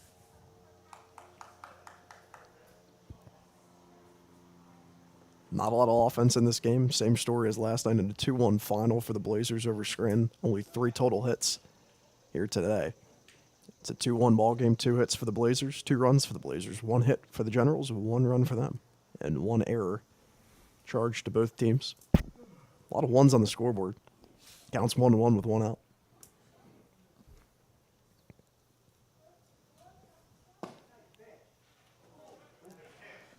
That one will be a ball, but I disagree. yeah, right there in the middle of the plate. I think that one's definitely been called a strike earlier in the game, but Yeah, Schollenberger turned back to the home plate ump to ask where that was. so that one will get Fantel, and that'll just creep past Ribbon. So once again, the Generals are just kind of getting lucky with the way Shortstop number 7, their Robert Kelly. balls are falling in this top of the 6th inning. So that one just creeps past Ribbon into right field. So Fantel will be safe at first, and it'll advance Dominici over to second. And another mound meeting from Mike Fitzgerald. And it looks like the Blazers are going to the bullpen. So we'll take a break here and be right back.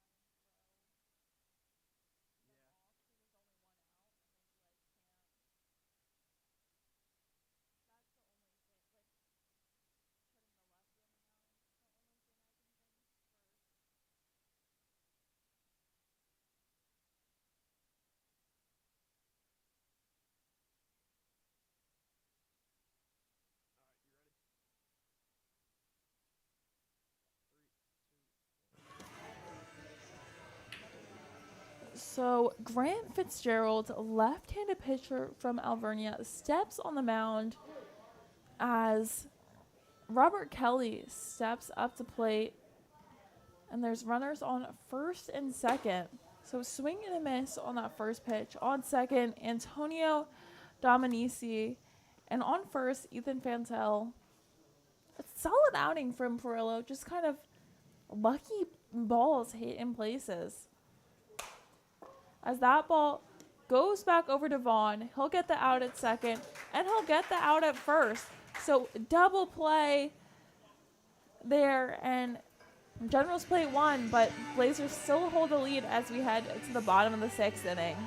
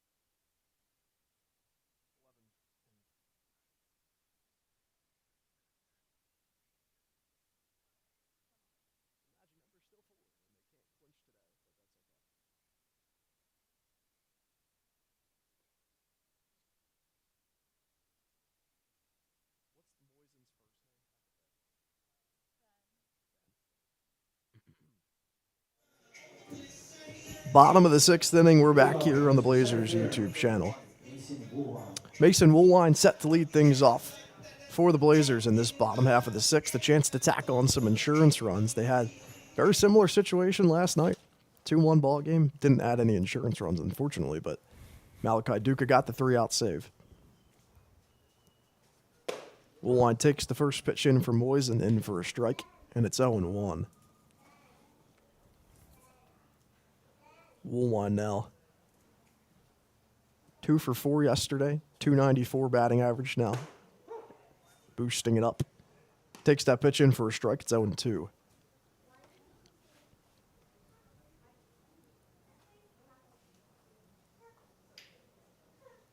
Moisen comes set, he fires home. This pitch is grounded over to short. Kelly to his right, throw is low, it's picked out, and it's going to be an out. First out of the inning, courtesy of Ethan Fantle. A beautiful play at first. First baseman number 28, That- Wyatt Harrar. Pretty play. So now it's Wyatt Harrar. Woolline now 0 for 3. Tell Kelly's always looking for a highlight reel at shortstop. That has definitely been made apparent.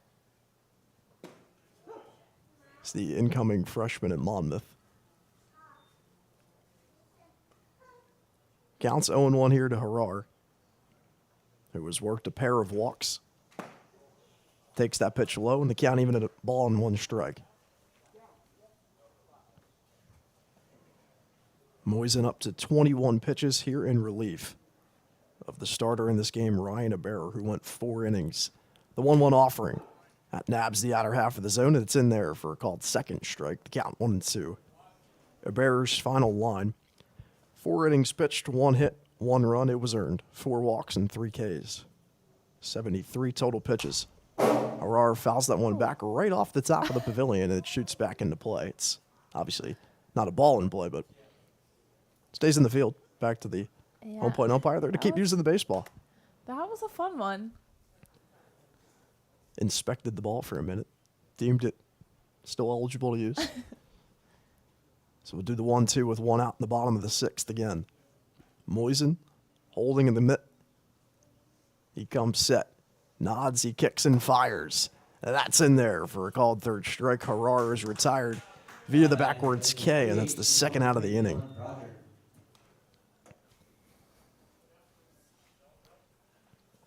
So it'll be Dylan Broderick coming up here into the right-handed batter's box. He's 0 for 1. And adding another run here would be ideal heading into the top of the 7th inning. Definitely very, very key and important that Matt Curtis got that run in the bottom of the 5th inning to allow the Blazers to still have this 1-run lead, but still 1-run lead in the top of the 7th is a little scary. Broderick finds himself in an 0-2 hole. He was able to work a walk back in his first at-bat that scored the game's first run. He got credited with the RBI. Carter Ribbon with the other RBI. 0-2 pitch, it's taken by Broderick, and it misses the zone. The count 1-2.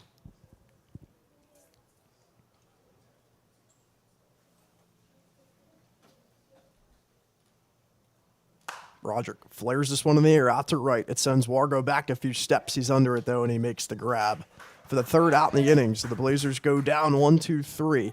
We'll head to the top of the 7th. They need 3 outs to close out game 1. They have a 1-run lead.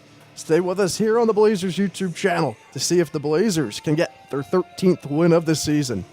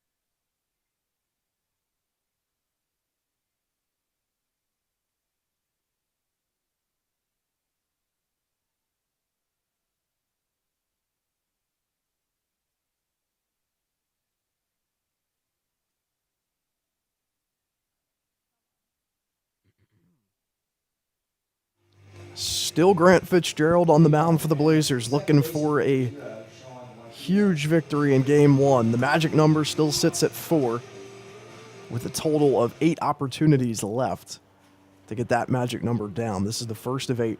3 outs and make the magic number 3 as Pocono's game has gone final. They defeat Mercer. First pitch swinging here from Martinez, and it's a ground ball to Vaughn. He has it, and he throws across in time for the first out. They get the leadoff batter. Right fielder number 8, Jackson Wargo.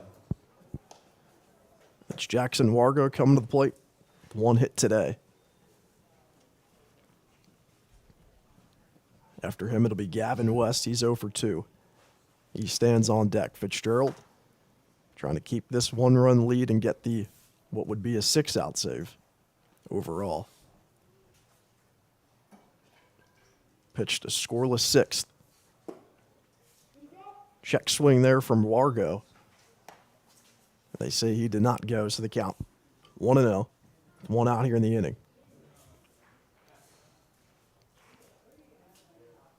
Fitzgerald, the lefty, deals. That one finds the zone. Count 1-1. The Generals need this game to stay alive in the race for the 2nd spot in the Southern Division, which would give them home field in that play-in game against the Mercer Mammoths. This one skied in the air out to center field. Woolwine's back, moving back. He's under, and he's got it for the 2nd out.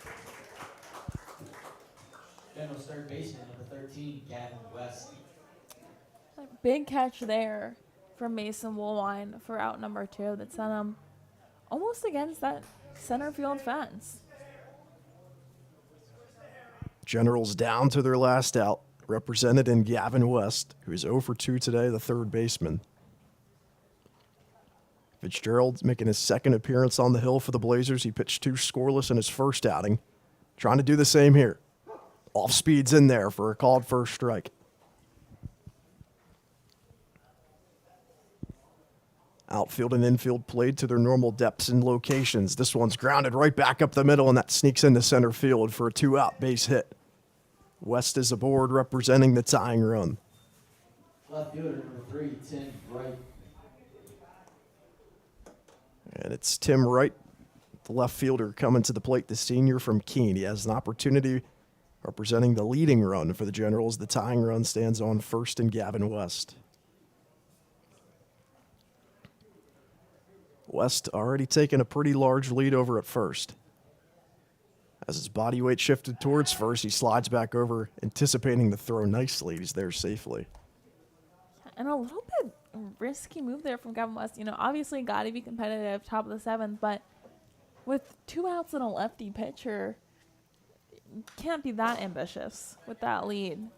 Pitch is fouled back into the backstop, rolls all the way back towards the mound. So it's 0-1 here. Tim Wright. 2 outs in the 7th. The Blazers need 1 out to get their 13th win of the year and bring the magic number down to 3 to clinch a playoff spot. They won't be able to clinch that spot today, but they could tomorrow. Fitzgerald tosses it back over to first, and sliding in head first is West. 6 total hits in this game, 3 for each team. It's a 2-1 ball game here in the 7th. Counts 0-1. Fitzgerald deals. Sky in the air. Woolwine's under. It should be playable. He's there. He's got it for the 3rd out in the inning. And the Blazers and Grant Fitzgerald come through in Game 1. They take the first of the doubleheader 2-1 over the Trenton Generals. And the magic number to clinch a playoff spot is down to 3. They get the job done. Fitzgerald, the 6-out save. Cole Snyder goes 5 innings scoreless. Chris Perillo allows 1 run, but he gets out in that 6th inning. So job's done here in Game 1. The Blazers doing all they can. Pocono unfortunately took Game 1 in their doubleheader, so they can't clinch today no matter what happens in Game 2 here or in Mercer. But they take care of business, Julia. That's all that matters so far. Definitely. And both of those runs that scored, the man got on base and Drew Simpson and Matt Curtis, and then the next batter had that sac bunt to advance them. And, you know, I don't think it's any kind of coincidence that happened both times that the runner scored, that sac bunt. Big key, sacrifices their heads, and just team baseball played, but in the infield with those impressive hustling plays, especially from Drew Simpson, Casey Vaughn, that left side of the infield. The catches that the outfield had made all day. Just excellent team baseball, excellent pitching staff, and really, team baseball creates wins. Blazers started things off in the bottom of the first inning with 3 walks. They come around to score with Drew Simpson plating the game's first run. Following that, they add another insurance run at the bottom of the 5th inning. Trenton responded back with a run in the 6th, but they're not able to do anything after that. As 6 outs are recorded in the 6th and the 7th, the Blazers take game 1. The Generals now will be solidified into that 3rd and final spot in the Southern Division with the loss. They will be playing at Mercer. The Trenton Capitals have clinched the Southern Division, so the Generals have nothing to play for in Game 2 besides pride. However, I would still expect them to try their best and put out the best lineup that they have because they made the trip out here, so might as well try to win. Well, with that, we'll be here for Game 2. It's supposed to start in 20 to 25 minutes after Game 1. So from Julie Henry and Rocco Pellegrino, stick with us here on the Blazers YouTube channel as Quakertown takes Game 1 2-1.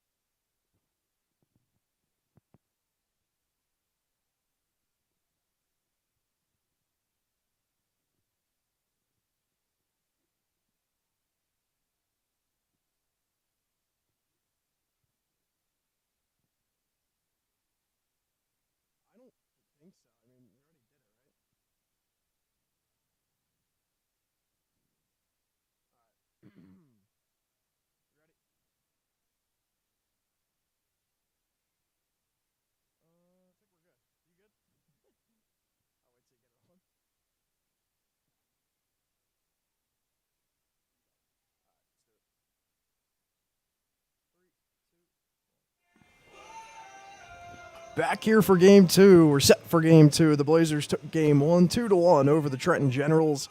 They have an opportunity now to get a huge win here. And if they are, in fact, able to win this one, bring the magic number down to 2, and that means tomorrow all they would need is to win one game against the Pocono Timber Rattlers. If there is probably the game to do it, it's probably going to be the first game because they have a 5-0 lead in game one as it's a resumption of a suspended game. In the bottom of the fifth inning, the Blazers lead 5-0. The Pocono Timber Rattlers have runners on first and second with one out, I believe, when that game was rained out. So they'll pick that up there. Following that game, it'll be a 7-inning game two. But I'm Rock Pellegrino, joined alongside Julia Henry. Let's get to the starting lineups for game two of this doubleheader. The focus at hand for the Blazers. On the mound tonight is Cannon Zamal for the Blazers in game two this afternoon, I should say. For the Generals offensively, the visitors, the left fielder Tim Wright will bat first. It's a trio of W last names to begin the lineup. Gavin West, the third baseman, bats second. The right fielder Jackson Margot will hit third. The catcher Christian Soto will bat fourth in the cleanup spot after sitting in game one. The second baseman Sean Martinez will bat fifth. The shortstop Robert Kelly hits sixth. The first baseman Ethan Fantil will bat seventh. In the 8-hole, it's the DH Antonio Dominici, and batting ninth is the center fielder Jake DeClerico. Cannon Zamal will get ready to put things in order here as game two about ready to begin just above the 2:10 p.m. mark here at Memorial Park. A lot of cloud coverage here today. The wind's blowing a little bit out towards left field. The dimensions here at Memorial Park, the same as always. 325 to the left and right field foul pole, 365 to left and right center, and 390 to dead center. Cannon Zamal deals the first pitch of game two, and it misses up high to Tim Wright. The lineup for the Blazers mostly remains the same, a couple of changes. 1-0 pitch. Ground ball hit over to third. Charging in is the third baseman Drew Simpson on the left side corner, and he makes the play in time for the first out. Third baseman, number 13, Gavin West. And Gavin West will come to the plate. For the Blazers in the infield at first base, it's Wyatt Harrar. At second, Carter Ribbon once again. Third baseman, Drew Simpson. The shortstop, Casey Vaughn. That remains the same. Doing the catching, it's Glenn Peischer behind home plate. Ken Zimmel on the hill. Pardon me. Out in left field, still Matt Curtis. In center field, still Mason Woolwine. And right field, it is still Ty Everett. So largely similar lineup after the Blazers plate 2 runs in 7 innings and keep it to 1. For the Generals, giving them a much-needed 13th victory of the year. Ground ball towards the third base side. They say that hit foul initially or off the foot. Yep, off the foot of Gavin West.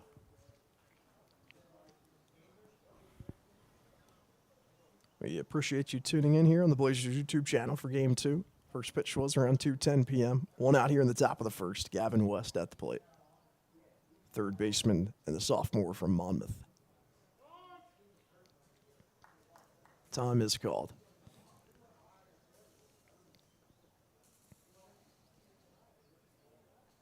Cannon Zimmel deals a pitch. This one's roped down the left field line, and that one's going to scoot into fair territory in the left field area.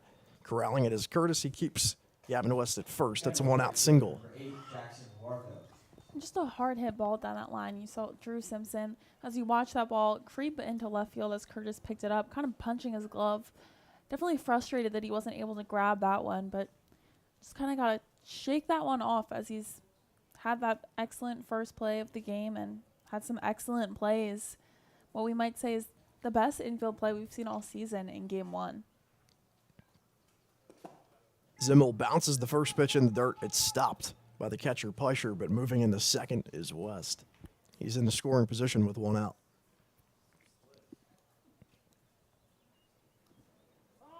For Zimmel, the all-star for the Blazers. He's only allowed a total of 2 earned runs, giving him a .931 ERA. Looks like something happened with the wrist of Peischer. He's talking it over here with the home plate umpire.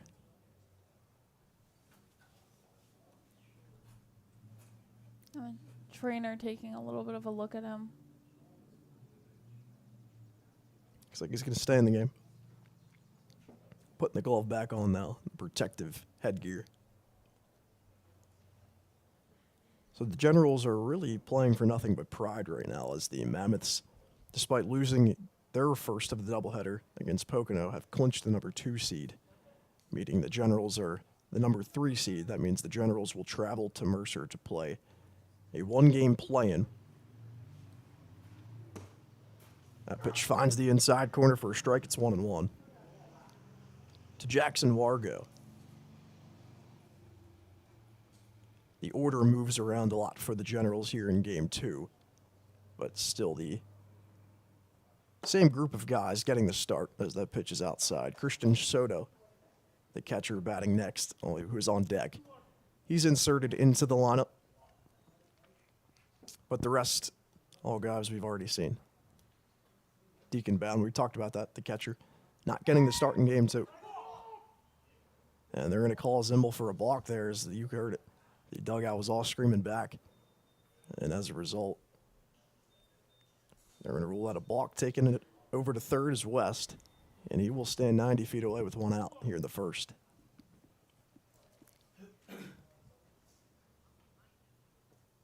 Zimmel comes set, the 2-1 pitch. That one low.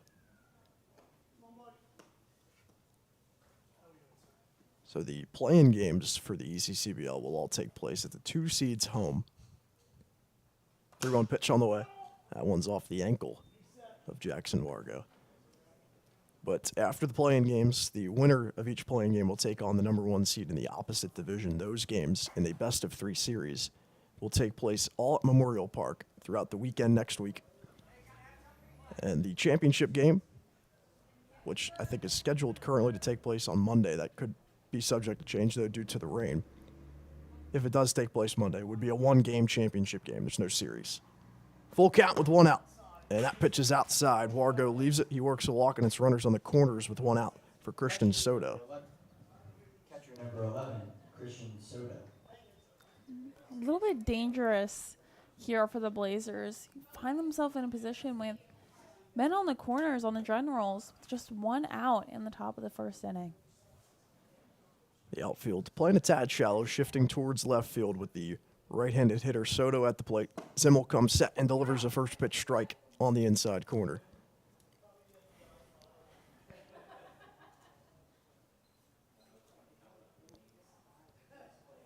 Zimmel looking the runner back from first. That's Wargo. The pitch. Wargo's going from first. Peischer's just going to hold it, give him the bag. And it's 2 runners in scoring position here with 1 out.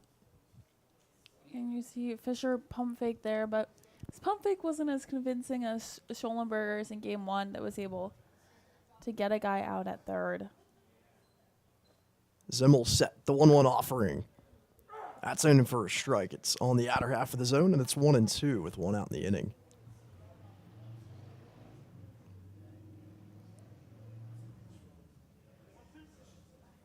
Zimmel here making his second appearance against the Generals. He got the start in one of those games, the doubleheaders, back on June 25th. As the pitch misses, it's 2-2. Zimmel went 5 innings in that start against the Generals. He's not credited with the win, but he only allowed 5 hits and 1 earned run. 2-2 pitch on the way with 1 gone, and Zimmel gets a swing and a miss for the second out. A huge out there. General's second baseman, number 0, Sean Martinez. Takes the sacrifice away, and now it'll require a base hit from Sean Martinez. Huge strikeout from Zimmel. Base is open at first. Zimmel ready, the wind and the pitch. Hard hit ground ball to third. Simpson has it, playing it perfectly across in time for out number 3. And Cannon Zimmel gets out of trouble in the first inning. He leaves 2 stranded at second and third as we head to the home half of the first inning. It's 0-0 at Memorial Park.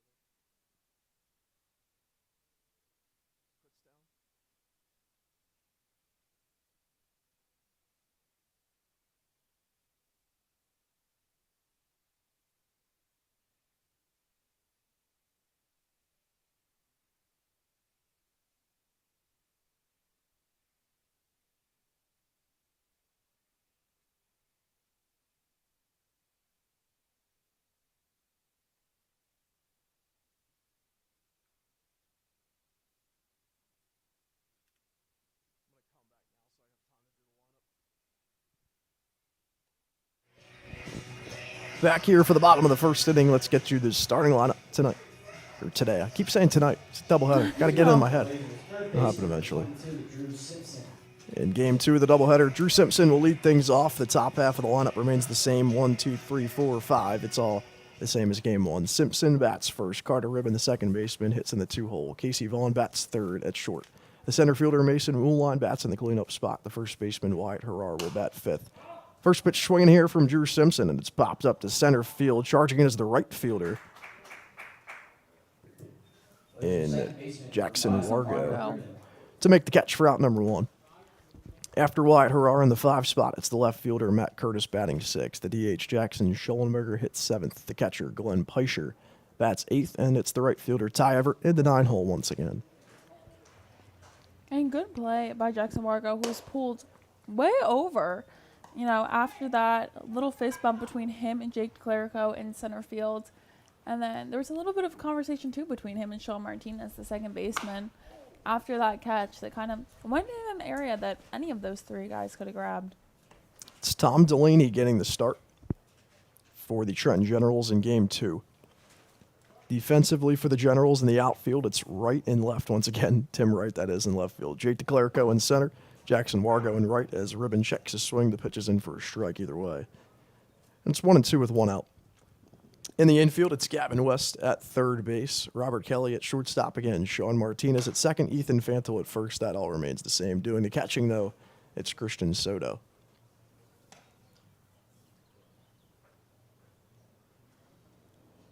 Sun was creeping out a little bit here at Memorial Park. It's tucked away again, though, behind the clouds. Mostly dark Saturday afternoon. 1-2 pitch with 1 gone. It's way outside in the left-handed batter's box, and it's 2-2.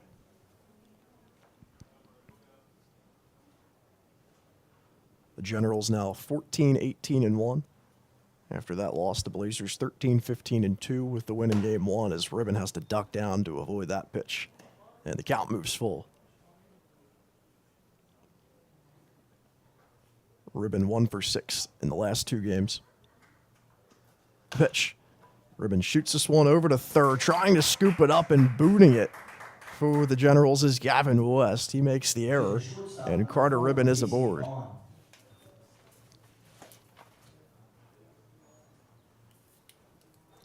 And a good break for the Blazers there to kind of get that ball that just...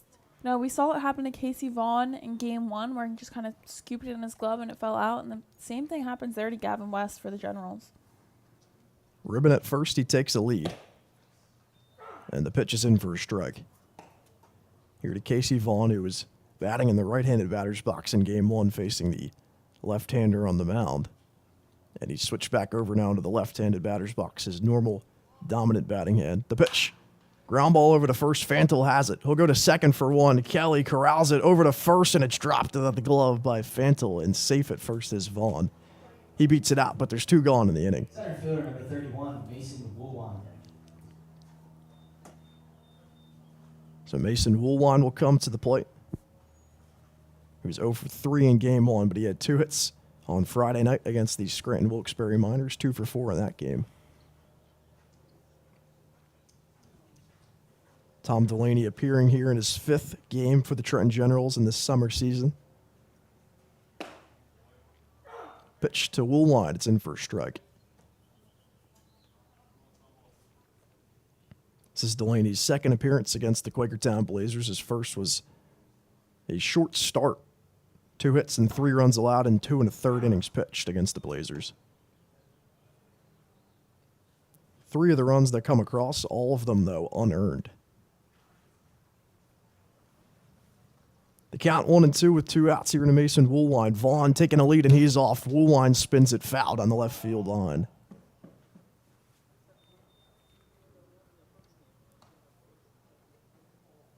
So Vaughn will be forced to trot back. Vaughn 7 for 8 stealing bags this year. So he does have some speed. Obviously, he plays shortstop as well, so kind of insinuates it.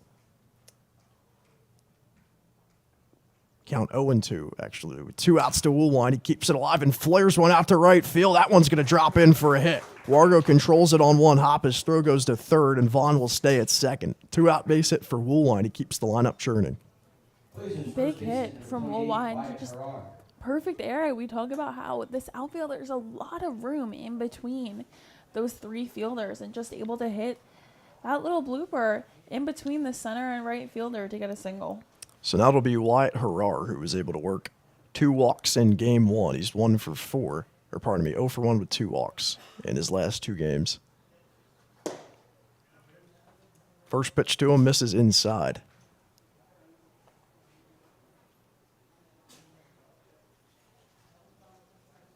Harrar digging in here, getting the start at first base in back-to-back games. That pitch outside again. It's 2-0.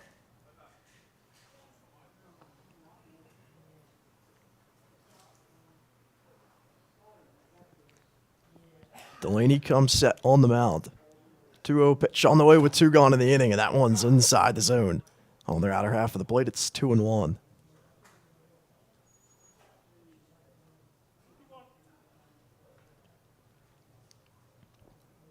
Two and one, 2 outs. Runners on first and second for the Blazers, and this one's spun into the air.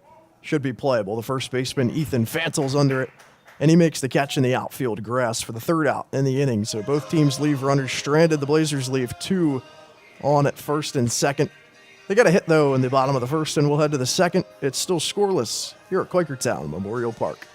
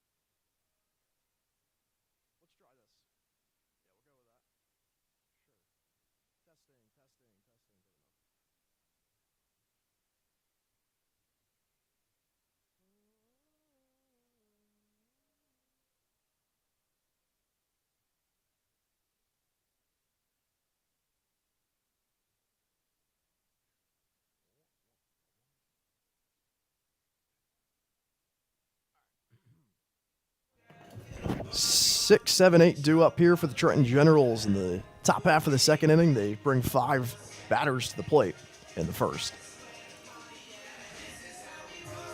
Leading things off, it'll be Robert Kelly.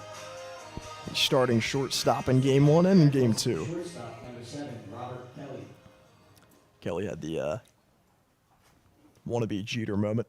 We could call it that. Somebody in the crowd yelled Jeter, so... Back in defensively in game 1 as he pops the first pitch up to center field, and Mason Woolwine's there for the first out. First baseman, number 38, Ethan Fantel. Definitely heard it from his teammates in the dugout, that's for sure. Did Kelly in the game 1 when he made that play at short, trying to make the hop like Derek Jeter over at the throw that hit the field umpire. Yeah, not only did the hop fail, but hitting the field umpire. Yep. It's a different kind of low. Yep, it is indeed. First pitch here from Cannon Zimmel to Ethan Fantel is in for a strike, and he swings at the second one and lifts into the air out to left field. Curtis is ranging back. He's under it, and he has room. Makes the catch for the second out. Slightly scary second out, but nonetheless, Fantel is retired. There was one hit by the Generals to deep center field in game 1 that the crowd maybe thought was out, but I was fairly confident was in, and it was in, and Mason Woolwine caught it. That one, I was a little bit more convinced that that one could have crept over the fence, but Curtis was able to grab it. So Fantel is retired, and it's Antonio Dominici coming to the plate, the DH in this game. Got the start, though, in game 1. First pitch to him from Cannon Zimmel misses, and it's 1-0. Zimmel deals the second pitch to the AB. That one's also outside. It's 2-0. One hit for both teams through one. No hitters that we can jinx, though. In game one, as that one's way off the top of the pavilion beam, I suppose. Ooh, I'm not sure. It stayed on the pavilion. Yeah, it rolled all the way across to the left side of the pavilion, too. You could kind of hear it moving all the way over after it clanged hard against it. This one's fouled back, and the count even at 2-2 to Antonio Dominici.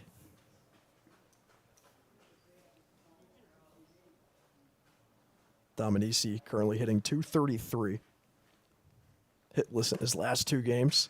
And he swings and misses to that offering from Cannon Zimmel, and he's down on strikes. Zimmel gets out of the second with no trouble whatsoever. We'll head to the bottom half of the second inning, and it's 0-0 between the Generals and the Blazers.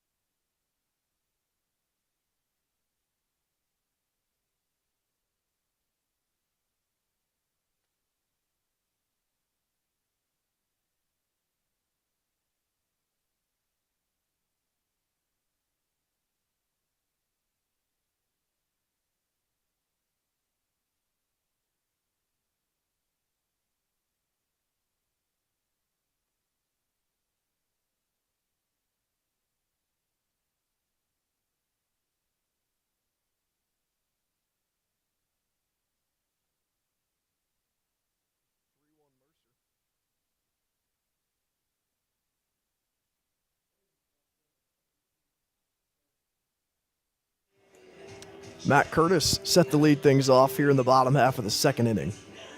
Score between Pocono and Mercer in game two. It's in favor of the Blazers as the Mercer Mammoths lead 3-1.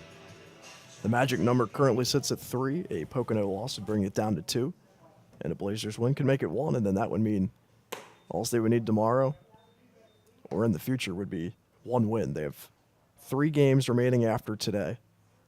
Do the Blazers 2 tomorrow against Pocono, one of which they're currently leading 5-0 as Curtis grounds this one to the third baseman. Taking a few steps in is the third baseman, West, and he throws across in time for the first out. The DH, number 26, Jackson Schollenberger. So really, if you're the Blazers, you win this game, you know all you need is 1 win tomorrow, and you're up 5-0 in one of those 2 games.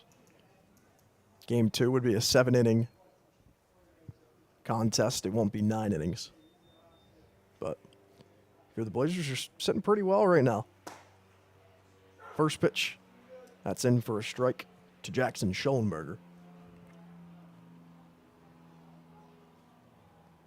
Tom Delaney still on the hill as 0-1 offering finds the zone. Schollenberger not happy about the call, and it's 2-strike count with 1 out here in the home half of the second inning. On a cloudy day at Memorial Park, the pitch up high. Thank you for joining us on the Blazers YouTube channel. Time 2:32 Eastern on Saturday, July 20th, as that one's yanked foul.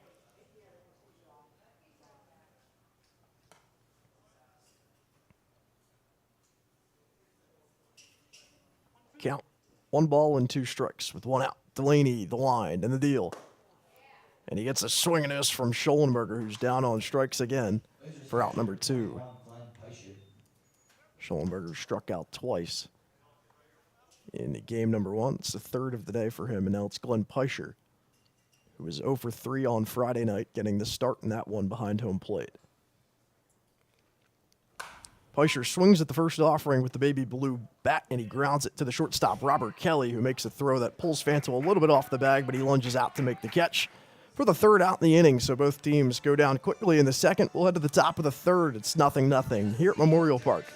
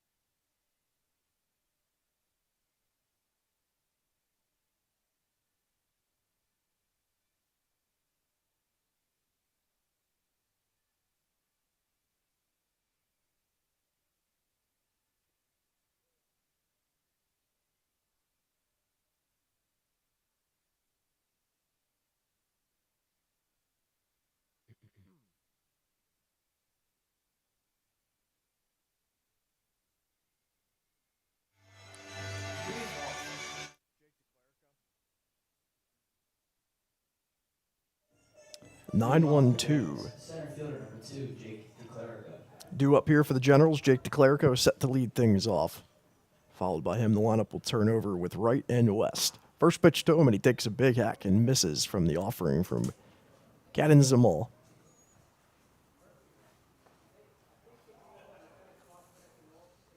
0-1 offering. That one low in the dirt in the left-handed batter's box.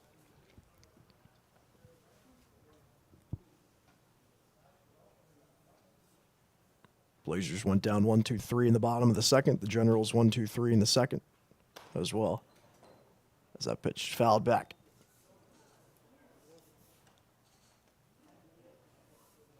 And Cannon Zimmel ahead in the count, 1-2. Against the leadoff batter, Jake DeClerico. Started in game one as well. The pitch high and inside.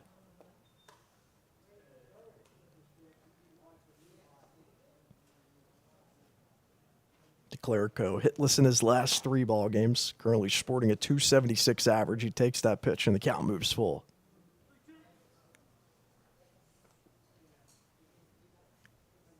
Cannon Zimmel adjusting the belt and the jersey that's become untucked here. And he's ready. Here comes the payoff pitch to the leadoff hitter, and that one snuck through the gap finally. Oh. Had to happen eventually. Got in between the protective netting and the pavilion. And finally, we had a ball sneak through. Yeah.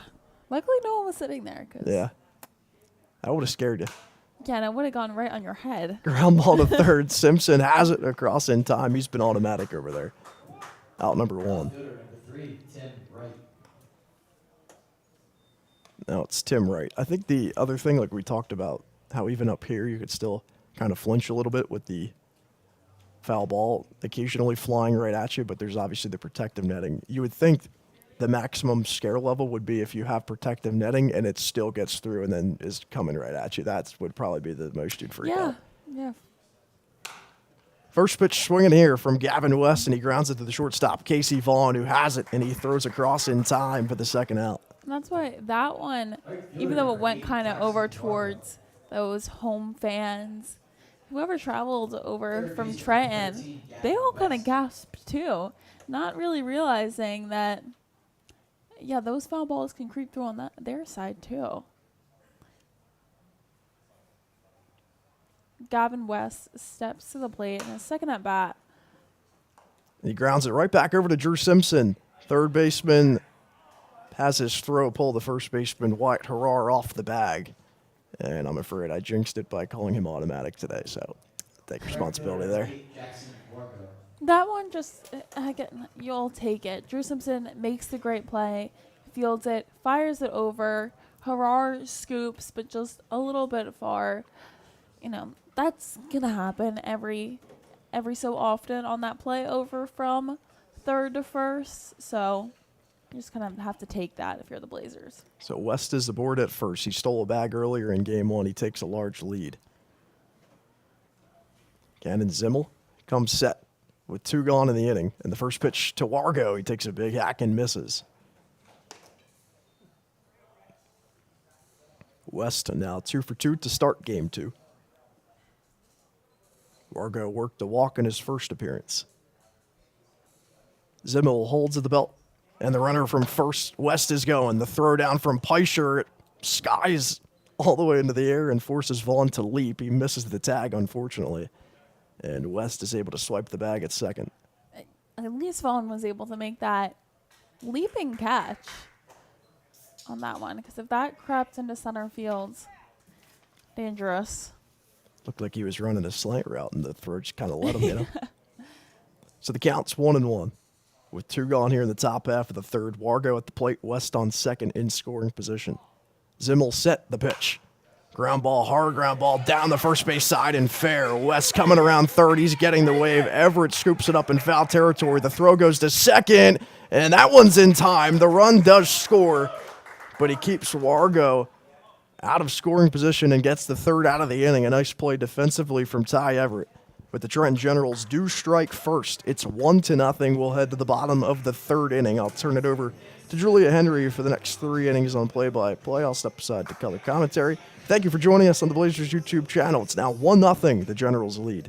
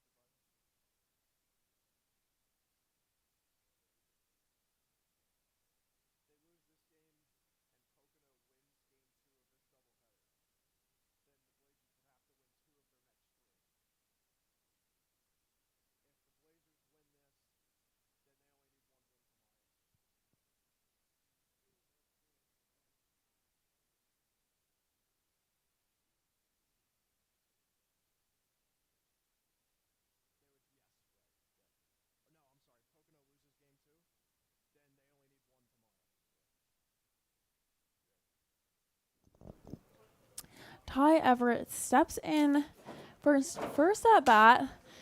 First pitch sends that one into center field in that gap.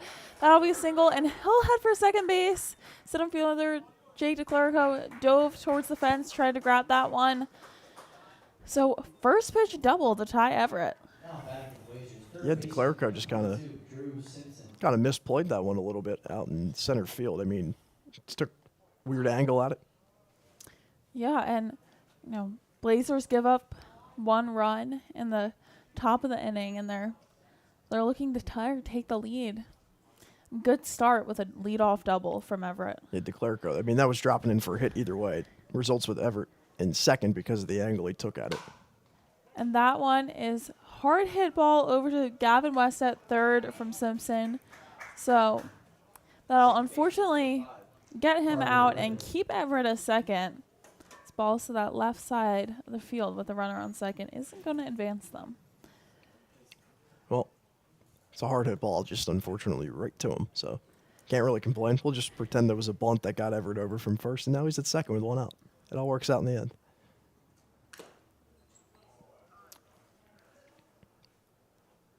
Herman swings at that one, and that one looks like on the foul tip went off of Christian Soto. So the ump will walk that ball back to Delaney on the mound, give him a little bit of time.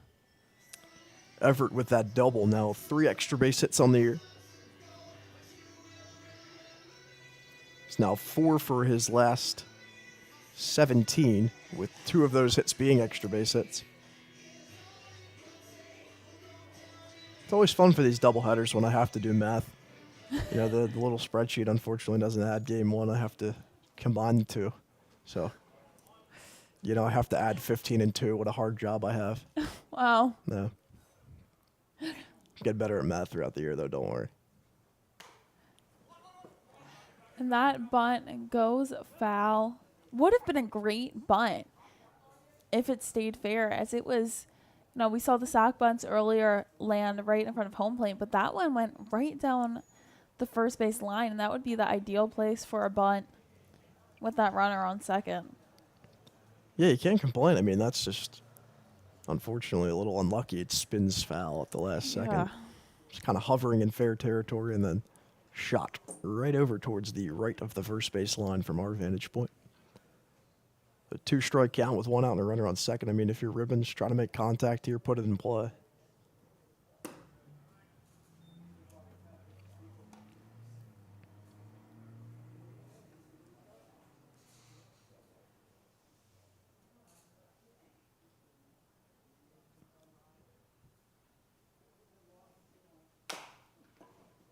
That one is hit over to Gavin West at third. He'll fire it over to first, and they'll get that out there. Now batting for But the it'll Blazers, advance to shortstop, Everett number 4, over to Casey third. Vaughn. Well, you wish it happened with nobody out, but I can't complain. They got the runner now the third, 90 feet away. It's going to give them the opportunity to maybe have an error, score Everett, instead of just needing a base hit. Already has been 1 error in this game, and it's charged to the Trenton Generals. They're over on the left side of the infield. Casey Vaughn steps into that left batter's box. First pitch fouled. Way left. Ooh, what did that hit? I don't know. I wasn't looking at it because I didn't think it was didn't- going to hit anything, but it sounded like it No, hit it something. went out of play and hit something. I don't know. Must have traveled far. Yeah. Maybe at their basketball courts, maybe it hit a rim or something. That'd It's be the only impressive. thing. It would be really impressive. But that's about the only thing it could hit right now.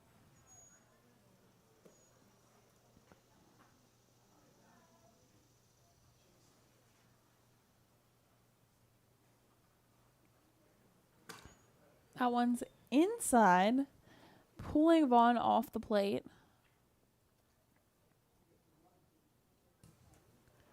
So a 1-2 count to Vaughn. Switch hitter into the left-handed batter's box. This is his dominant side. And swing and a miss there. So that'll retire the Blazers, unable to score Everett after he led off the inning with a double. So we'll head to the top of the 4th inning, and the Generals lead 1-0.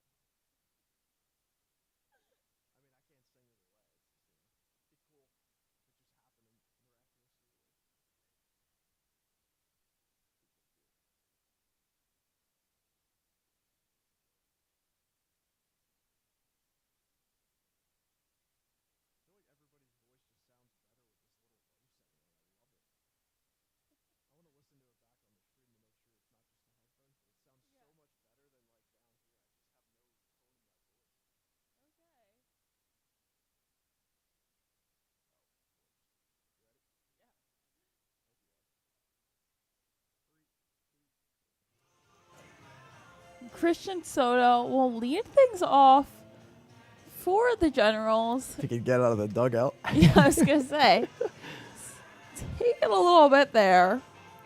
He is the catcher, so got to take off the protective gear. He's got a tough job, you know.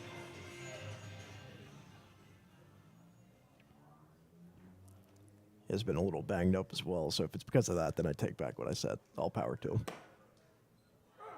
First pitch in for a strike. That's what I was thinking. It looked like the walk was a little bit Limpy. strange. Yeah.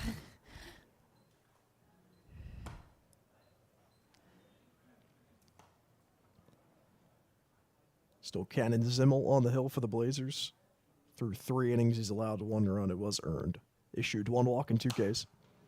That ball is popped up. Looks like Matt Curtis calling it, and he'll make that catch. So, deep fly ball to left field. Out for number 1. Soto still slowly walking back from first to the dugout. Yeah, I take back what I said. I think it's because the ankle's a little gimpy.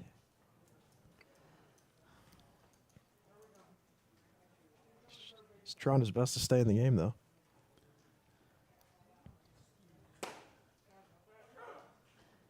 Yeah, looks like the trainer will make his own executive decision to pay Christian Soto a visit because probably needs a little something.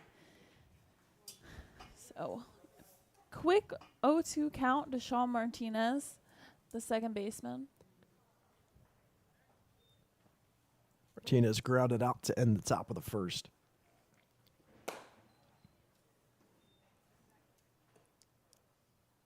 Had 2 runners aboard in that at-bat.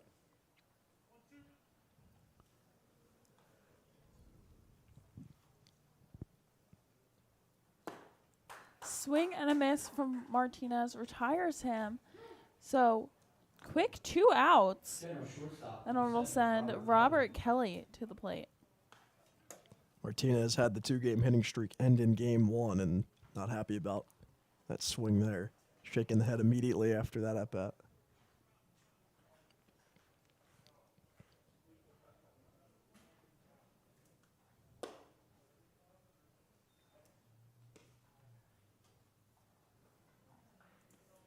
Zimmel up to 45 pitches here in the start. That one comes in for a strike. So 1-1 count.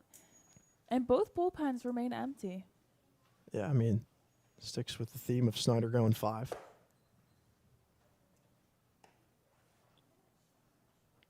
Cole Snyder, that is. There are 2 Snyders on the Blazers. Jackson Snyder and Cole Snyder, the brothers. Cole started game 1, went 5 scoreless innings. Swing and a miss from Kelly takes it to a 1-2 count. 4 pitchers Friday night for the Blazers. 3 in game 1 today in game 1.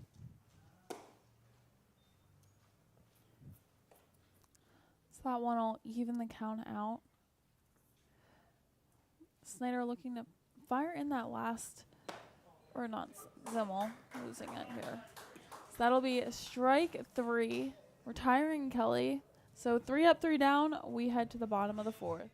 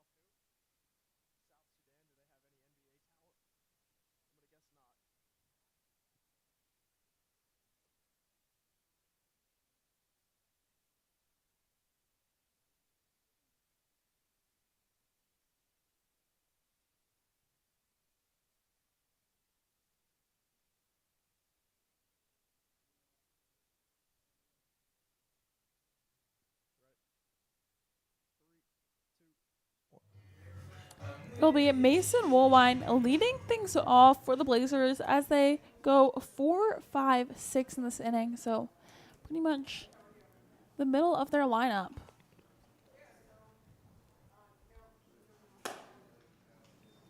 This is the part where I try to get scores around the ECCBL and it never works. So Southside up 7-1 over South Jersey after taking game 1, 7-1. As Mason Woolwine hits that one over to Robert Kelly at shortstop. And he'll... He was safe. He's safe. First baseman, 28, Wyatt Harrar. I was pretty confident he was safe based on the throw bouncing in the dirt before first base, but the pole was blocking my image of the field ump there. No Jeter throw that time from Kelly. He opted to stay level Did. with the ground. Mm-hmm. Woolwine will be off on that first pitch. Great jump. And he'll be there as that throw went towards the shortstop side. Second baseman Sean Martinez getting it and blocking it, but the throw was offline. That Woolwine was there regardless. So definitely seeing that aggression from the Blazers in the base path as they find themselves down a run in a must-win game. Yeah, Woolwine's now 9 for 9 stealing bags this year. That bunt is popped way back to the left. Thankfully, didn't hang up there too long. Yeah, that's the worst. It happened to Ty Everett, unfortunately, in game 1, but popping out foul on a bunt is definitely a killer when you're trying to advance that runner. That one nabs Harrar in his shoulder, almost bouncing up and hitting him in the face. Matt Curtis. So he'll take the bag. So it'll be runners on first and second with no outs as Matt Curtis steps to the plate. I really need to get the stats on the hit by pitch numbers for the ECCBL and the Blazers and compare this because it feels like they get hit by a lot of pitches. It does. They're all a bunch of ball magnets. So you see Matt Curtis frame around to bunt there too. The Blazers have been hit by what is now 37 pitches this year, which honestly I thought it might be higher. Yeah. So a little mound meeting from the manager of the Trenton Generals. You can hear the manager for the Generals telling, I think it was Jake DeClerco, to get in here. Don't worry about anything else. That's what he said exactly. Yep. I'm not sure. I don't know. Calling him the center fielder and not the left and right fielders. What this meeting is, but Yeah, I don't know. I mean, certainly an interesting approach to call in. I mean, I think sometimes outfield, but to just call in one, I guess, because he's the center fielder, he can communicate it. relay the information to Jackson Wargo and Tim Wright. But a little interesting, but definitely a critical point for a mound meeting. Yeah. Bottom of the fourth, no outs, 2 men on base. You give up that steal with the offline throw, hit by a pitch. I really don't know. I mean, the manager is just kind of yelling at the whole field. So He was a little mad about something with a home plate umpire earlier. I don't know what, but oh, this is a really fun trick yeah. So play. that's what he was talking to him about. So they're sticking with 2 corner outfielders. They have Martinez and Kelly playing like third and first, and then you have Gavin West The third and baseman's Ethan laughing right now. Pitzel way up on the grass, and then back at second you have Jake DeClerico, the center fielder, to keep Woolwine on the bag and kind of have this coverage for a bunt. Gavin West is laughing right now throughout this entire play. I love this. This is baseball right here. Someone needs to take a is picture of this baseball. and frame this. Somebody, please frame this. Yeah, this. I think the craziest one I've seen 5 infielders on the right side before they banned the shift in the MLB. I think it was like a Rockies-Dodgers game. Yeah. It's like a meme that's pretty popular. It's all 5 guys on the right side. I mean, this is. Didn't the dude hit it that way too? I think so, yeah. That'll be a walk to Matt Curtis. So now you hear a go back Blazers DH from the number general's 26, manager. Jackson So Schoenberger. they'll resume their normal positions as bases loaded with no outs, and some of the most interesting fielding I see what we've he's seen trying to do. here. He's trying to keep like the double play ball in order, have extra protection for the bunt, while also having the right side of the infield like pretty well locked down. But I don't know. I just feel like you're getting a little too cute there. Obviously, there wasn't a ball put in place, so we can't say if it was the right decision. Yeah, I But- think the ball wasn't. Yeah, I don't really think I have much of But, an like, if- opinion without seeing a ball in play and a there's- walk. But If there's a ball to the outfield, it's over. yes, but maybe that's. I don't know. You don't want to walk and have the bases loaded with no outs, but you also kind of want to walk in that scenario to prevent. Yeah, just Hey, odd. man, I don't know. I don't. 2 strikeout bases loaded. Let's move on.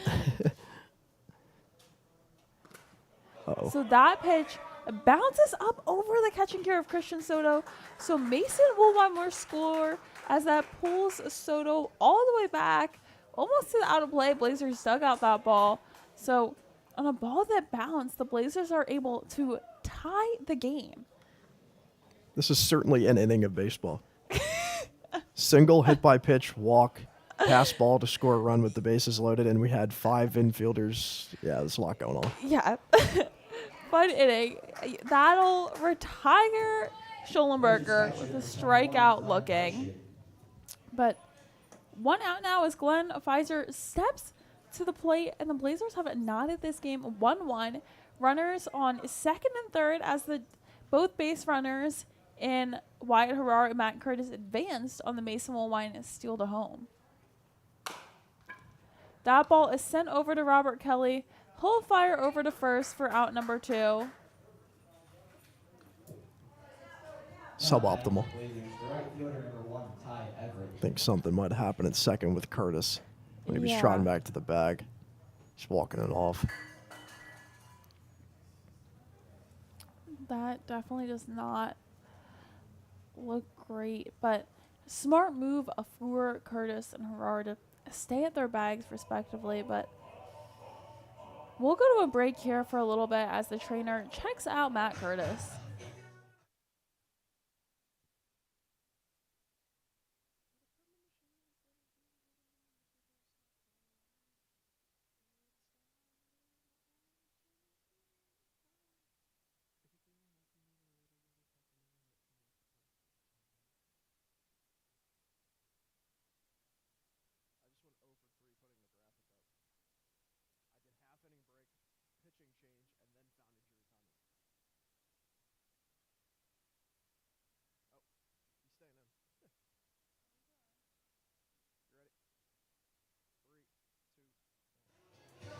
So Matt Curtis will stay in the game, or staying at second base, as Ty Everett steps to the plate. Had that leadoff double last inning. Double would be pretty nice here. First pitch comes in for a strike. Everett batting just a little bit below 180 at 179. He has 3 RBIs. Chance to tack on 2 here with a base hit to the outfield.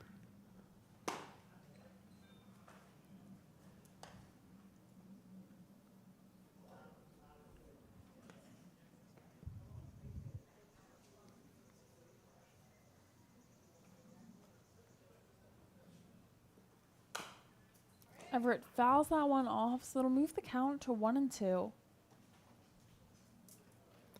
Oh, 2 strike counts, 2 outs, 2 runners on. Just trying to make something happen here if you're Everett. Put the ball in play at the very least. Swinging at anything close. Tom Delaney on the hill knows that. Try to get him to chase here off speed. Everett hits that one to Gavin West over at third. He'll fire over to first, and that'll retire the Blazers, but not before they scored 1. So all knotted up here at 1 as we head to the top of the 5th inning.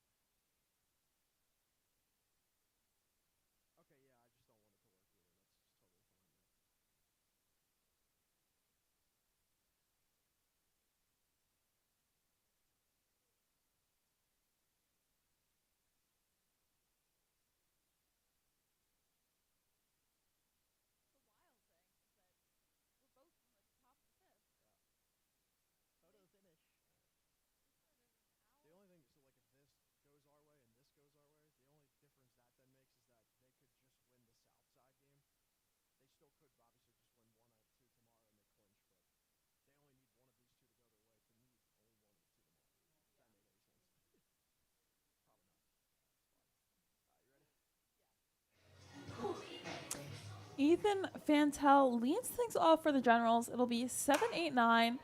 And he leads things off with a bang, sending that ball into that fence. Mason Woolwine grabs it, goes right into that gap between center and right. And then it'll be a leadoff double for Fantel. Generals DH, number 19, Antonio Dominici. Well, it's all right. Leadoff double. Not always the end of the world for teams, as we saw today. Ty Everett was stranded with after a leadoff double. Let's hope the trend stays the same. It's currently 4-2 in the Mercer-Pocono game in favor of the Mammoths. That's good for the Blazers in the bottom of the fifth. Definitely good for the Blazers. Antonio Dominici takes that first pitch in for ball one. The first time today that the leadoff batters reached a board for Trenton in game two. And a lot of chirping coming from this Generals coaching staff as Dominici swung and missed a little too early on that one. And you hear the coach yell from the dugout, can't be early on that one. But he'll send that one to deep center. Mason Woolwine will get that out. But it'll be a sacrifice, advancing Fantel to third now with one out.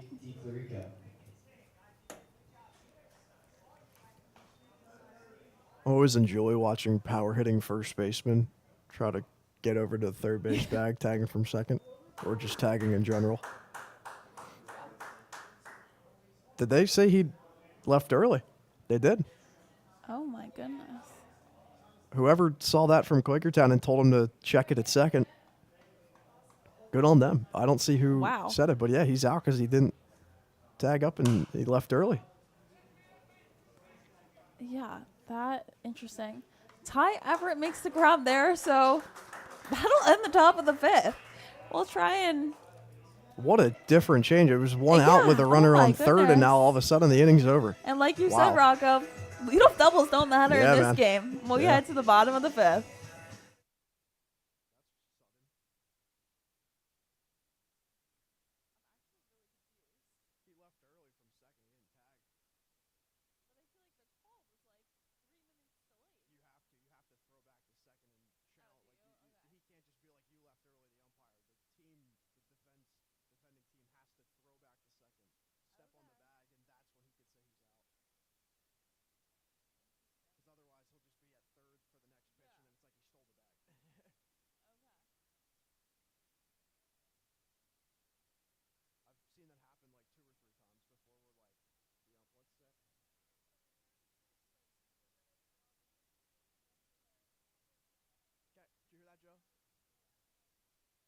They're doing 50-50 after the fifth inning, so last chance to get tickets.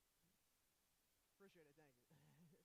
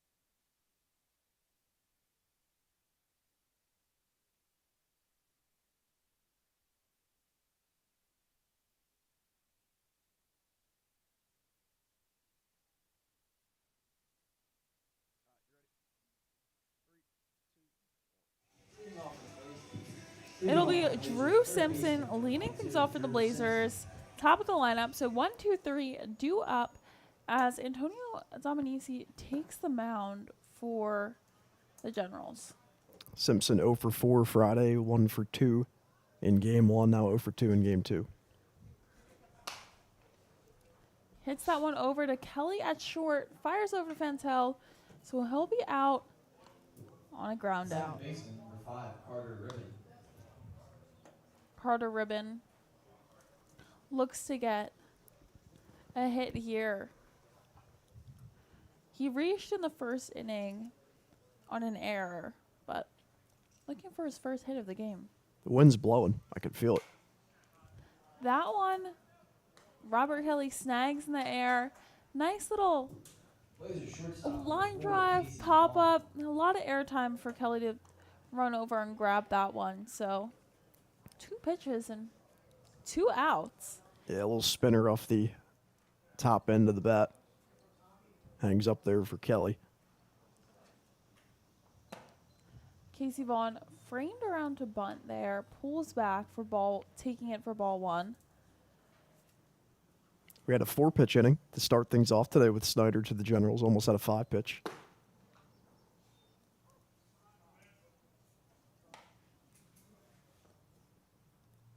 Good plate discipline here from Casey Vaughn, the leader in walks on the team for the Blazers.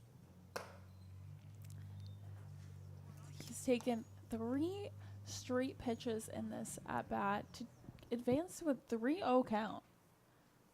Against Dominici, the new pitcher. 4th pitch is a strike. You could tell he was looking take all the way. He was not swinging the bat there. Day's done for Tom Delaney. Got the start and went 4 innings, 4 hits, 1 run. It was earned. And that'll walk Casey Vaughn, so he keeps adding walks to his Blazers total. Center fielder number 31, Mason Bullwan.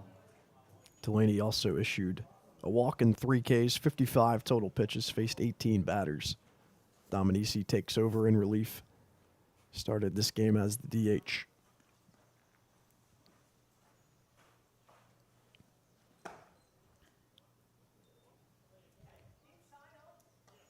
A little bit of chirping once again from the Generals manager, asking the ump if that first pitch to Woolwine was inside, and it was. So 2-0 count to Woolwine, the only Blazer to cross home plate in Game 2. Vaughn's off on that one, but he'll be in there in time. So now a runner in scoring position with 2 outs.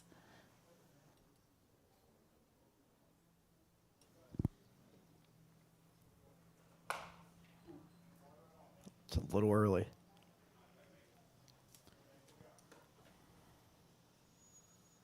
You could tell they're starting to figure out Dominici quickly here. This is the first time all these guys are facing them, but you can see they're on it. That one comes in low and inside. So full count to Woolwine with the bases loaded and 2 outs and Vaughn in second. I'm getting ahead of myself. I don't really know where it's going. I like the prediction. Ah, But swing and a miss there, so that'll retire the Blazers. So we'll head to the top of the 6th. Still tied 1-1. You know what's going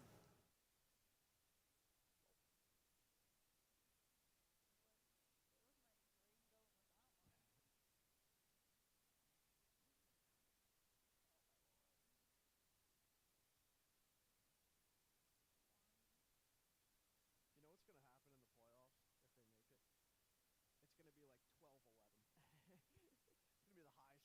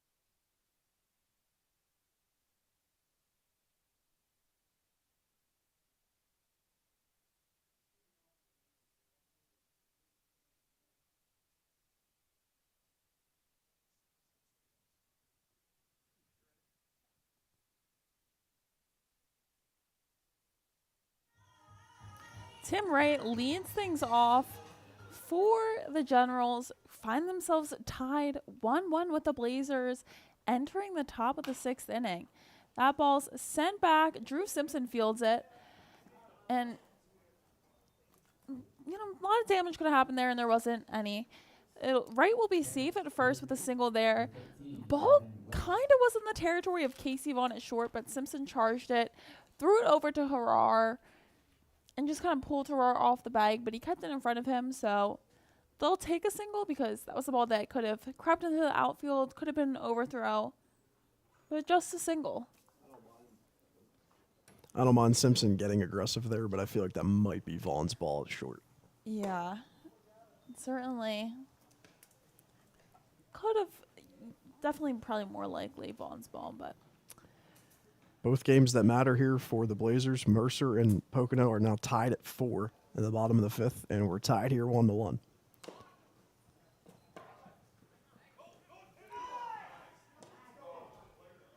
okay. Interesting turn of events. So, goodness. Gavin West laid down a bunt. There was a lot of confusion if it was fair or foul, I think. If it hit home, I don't really know. But Glenn Fishel tags him out. But Wright didn't go from first to second till solid delay of about 30 seconds. But the throw from Fisher was also delayed an extra 15 seconds. So the sack bunt works. Definitely not how it was drawn up. Nope, not But at all. it worked. Yeah, I mean, they got the throw down the second. It was in time, but I don't think Vaughn was on the bag. He was well ahead of it. I don't think he was expecting a possible double play ball to be in order there after that bunt, but Yeah. So, 1 ball, 1 strike to Jackson Wargo. it looked like a lot like my golf swing. Yeah. Just took a big hack at that one. Way too much power we're looking for. Just try to put a nice swing on it.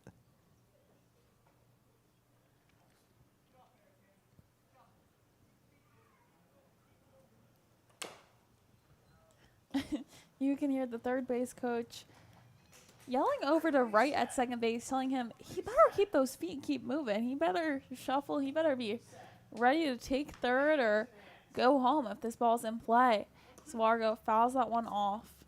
1-2 count to him now.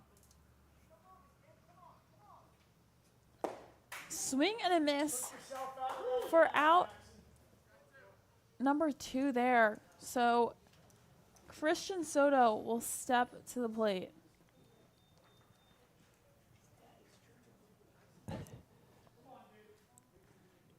An update in the Mercer-Pocono game. It's now 6-4. The Mammoths lead. Christian Soto. In the bottom of the 5th, they plate 2, so that's good for the Blazers. Magic number's 3. Pocono loss would bring it down to 2. Win here would make it 1 possible. First pitch in for a ball to Soto, and that just shows you how fast this game has gone. They started game 1 an hour before we did here at Memorial Park. They're in the bottom of the 5th. We're 2 outs into the top of the 6th. So that play, Wright will take third, and he'll take third pretty easily. He slides, but the road just a little too high for Simpson to make that a closer play at third. Guess they were expecting off speed there from Zimmel. That's why they send the guy to third. But I mean, with 2 outs, not sure I'm totally on board with it. But hey, it worked. And nice play by Simpson to prevent that ball from getting by. Ball there. So a 2-1 count. I think definitely a little aggressive, but top of the 6th inning, kind of running out of that time to take a lead if you're the Generals in this game. So with the 3-1 count, still have the base open at first to put Soto. And that one goes into center field. Mason Woolwine makes the catch. So once again, no run score for the Generals. So we head to the bottom of the 6th, tied 1-1.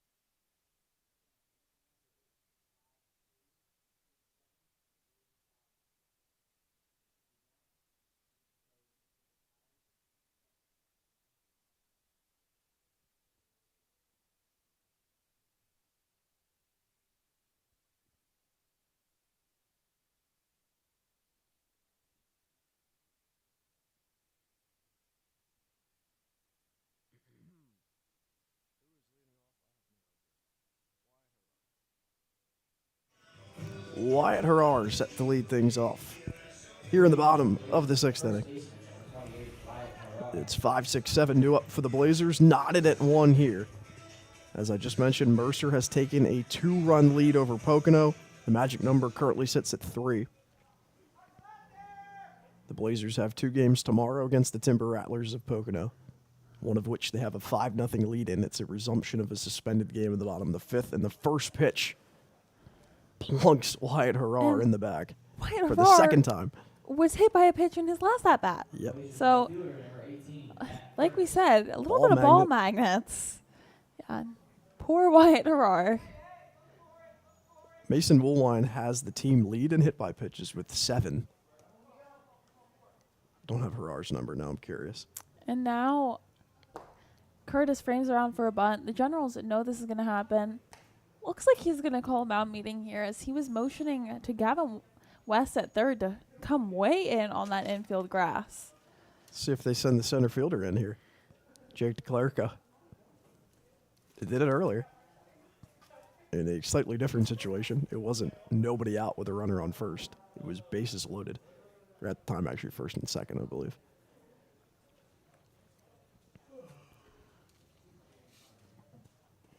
Quick mound visit. I do want to say I love the energy from the Generals. A fans, B coaches. These guys are great. Yeah, a lot of chirping. They've solidified their spot in the playoffs. Through the number 3 seed, they will play at Mercer in a 1-game play-in game to face the Northern Division winner that gets a bye. Oh. So we got some more funky plays going on here as the second baseman, Sean Martinez, has moved all the way in. Yeah, Sean Martinez is almost on top of Tom Delaney on the mound. And he's drawn back now. Oh, and now he's coming right back. As Dominici, I'm sure this is kind of tough to try to pitch through. The pitch here to Curtis. Looks like it's low. It's 2-1. Wyatt Harrar stands on first. I mean, if you can hit a ball to where second base would normally play, you're golden if you're the Blazers. That pitch is fouled off the foot of Curtis. He's shaking it off. He just had some trouble at second base, trotting back over to it earlier. Probably, I think it was that same ankle, so that doesn't feel too great. Martinez is back to his normal spot at second base. They pitched Curtis inside there on the last one. 2-2, the runner's off from first. Pitches outside, Harrar slides in, he's safe. His second stolen bag of the year after being thrown out in the last game. And the count now full to Matt Curtis with nobody out in the bottom of the 6th. Big spot here, Dominici on the hill. Coming in this game in relief. He kicks the payoff pitch. Curtis, a ground ball to third. West charging into the infield grass. He has time. Curtis is not able to run it out as his ankle looks like it's not in good shape.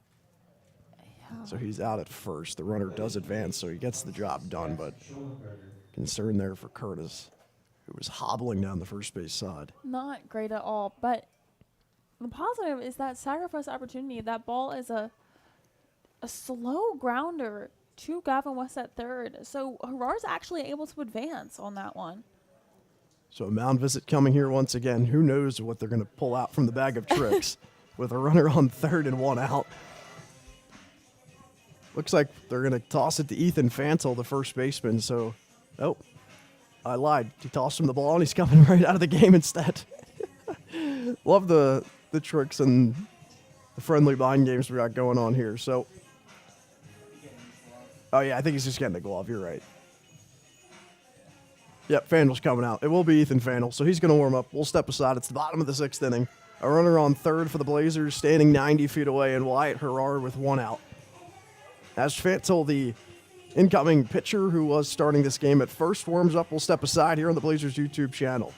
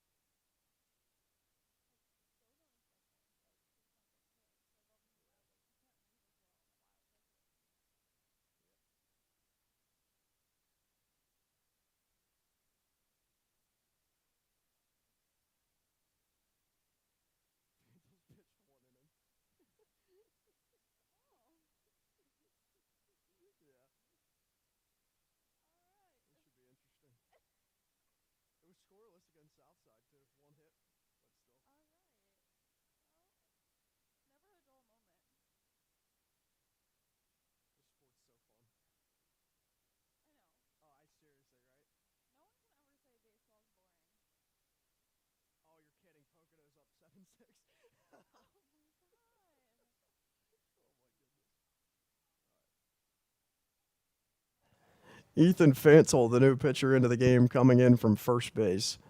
He had a couple of pitches that hit the backstop while he was warming up. And he's only pitched once this season. He went one scoreless inning against Southside, allowing only one hit. Runner standing 90 feet away for the Blazers. The infield is in. Schollenberger at the plate. He takes the first pitch outside.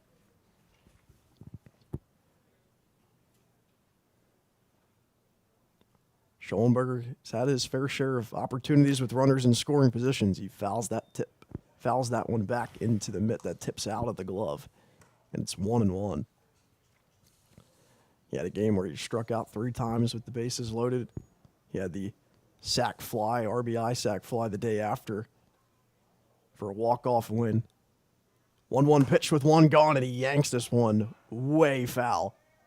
But it is powered, that is for sure, just a tad early. Just a little bit early.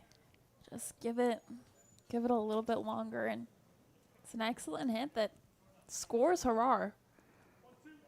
He's got to send the ball into the deep portion of the outfield. The infield playing well in. 1-2 pitch with one gone. That's inside.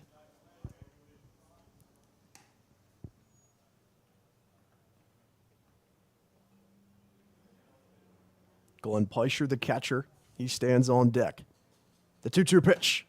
Swung on and miss and tipped into the mid, actually, but nonetheless, it's a strikeout for Schollenberger, who has been struggling today. 21, Glenn Peischer. And Schollenberger now with his third strikeout in game 2. He's 0 for 3. He'll head back to the dugout. Now it's 2 outs for Glenn Peischer and Ethan Fantle on the hill in relief.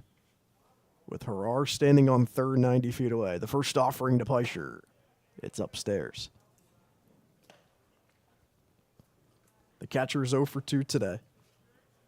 He was 0 for 3 last night against Scranton. Ahead 1-0, the pitch swung on and missed.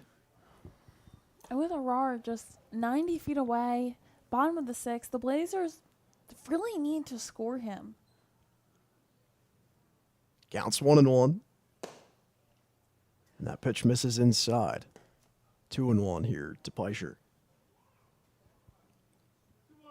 Infield back to their normal depths and spot. The outfield looks a tad shallow. Fantle kicks and deals a 2-1.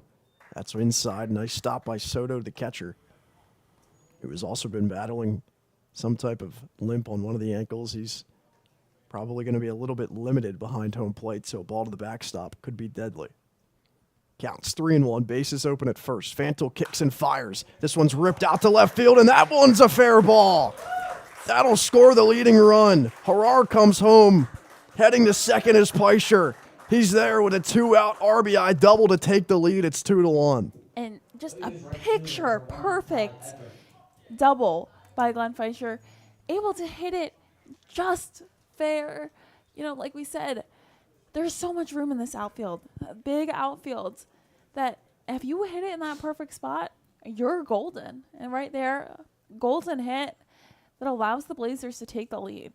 The 4th hit of the game for the Blazers results in the 2nd run, and they take the lead over the Generals. The same score as game 1. It's 2-1 now. Everett takes the first pitch in for a strike. Harar comes home to score. Peischer now in the second base. He's in scoring position with 2 gone in the 6th. 3-out save opportunity upcoming for the Blazers in the 7th to close out game 2 and sweep the Generals.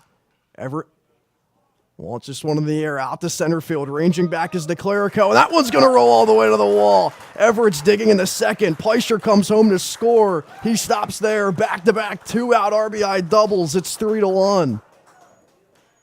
Beautiful. Blazers Just, third baseman, number 22, just beautiful. Simpson. Putting a charge into that one. The outfield was pretty shallow once again. They have been playing shallow throughout the course of this day. That one wasn't even a sacrifice opportunity. It just happened to be playing shallow. It was well hit by Everett, though. And DeClerico out in center, not able to cover the ground needed. And So it's a 3-1 ball game. The Blazers lead by 2. And Tim Wright's got to be a little tired out there on left, as he just had to run all the way to his right on the Pfizer double, and then that one all the way to his left. First pitch to Simpson's fouled back into the protective netting, and it's 0-1. 2 gone here in the bottom of the 6th, pardon me. Drew Simpson at the plate, he's 0 for 3. 1 for his last 8 in the last 2 days. Fantil holds at the hip, making his 2nd appearance on the hill this season, and the off-speed finds the zone for a strike. It's a 2-strike count now to Drew Simpson, 0-2. Whoops. Just got notifications on my Mac. Didn't know that was on. 0-2 count.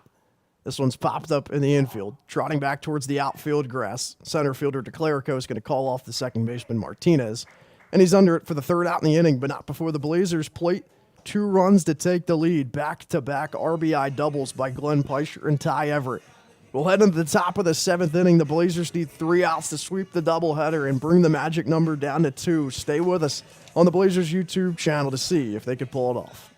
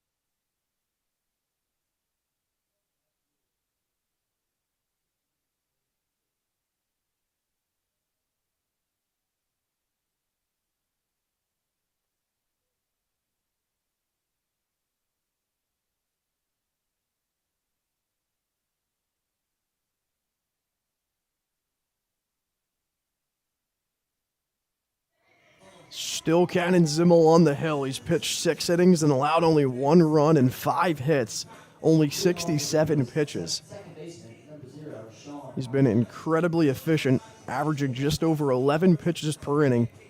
And he comes in here, staying in the game, facing the 5, 6, and 7 hitters, trying to retire 3 batters in this inning to sweep the doubleheader for the Blazers. Zimmel's ready.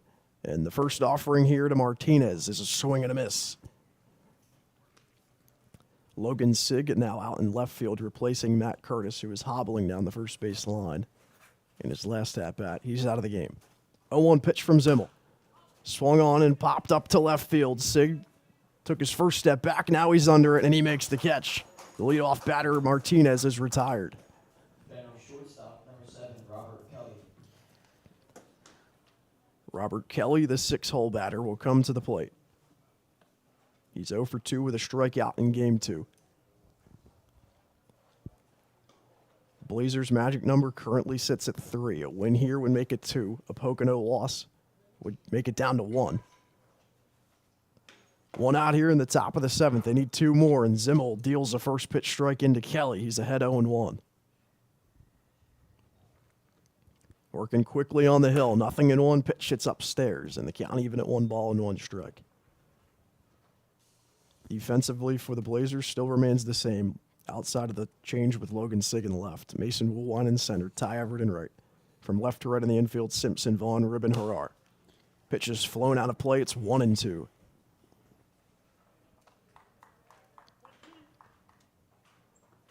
Kelly, the shortstop in this game and in Game 1 as well. He's been involved in a lot of plays defensively, trying to make his mark offensively, but he swings and misses at the 1-2 pitch. Zimmel's 1 out away from a complete game. The pitcher, number 38, Ethan Fantel. Crazy. And Zimmel, he's just been incredible today on the mound. Zimmel only 73 pitches. He needs 1 final out to go 7 innings pitched in this start, and to get credit with the win to give the Blazers their 14th victory and to bring the magic number down to 2.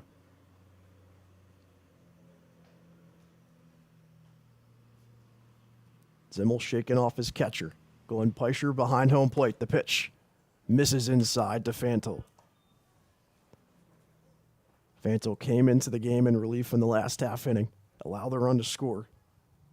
That was charged to him. He chops this one right back up to the shortstop, Vaughn. It takes a weird hop on the infield grass. He throws across, and it is in time. The game's over.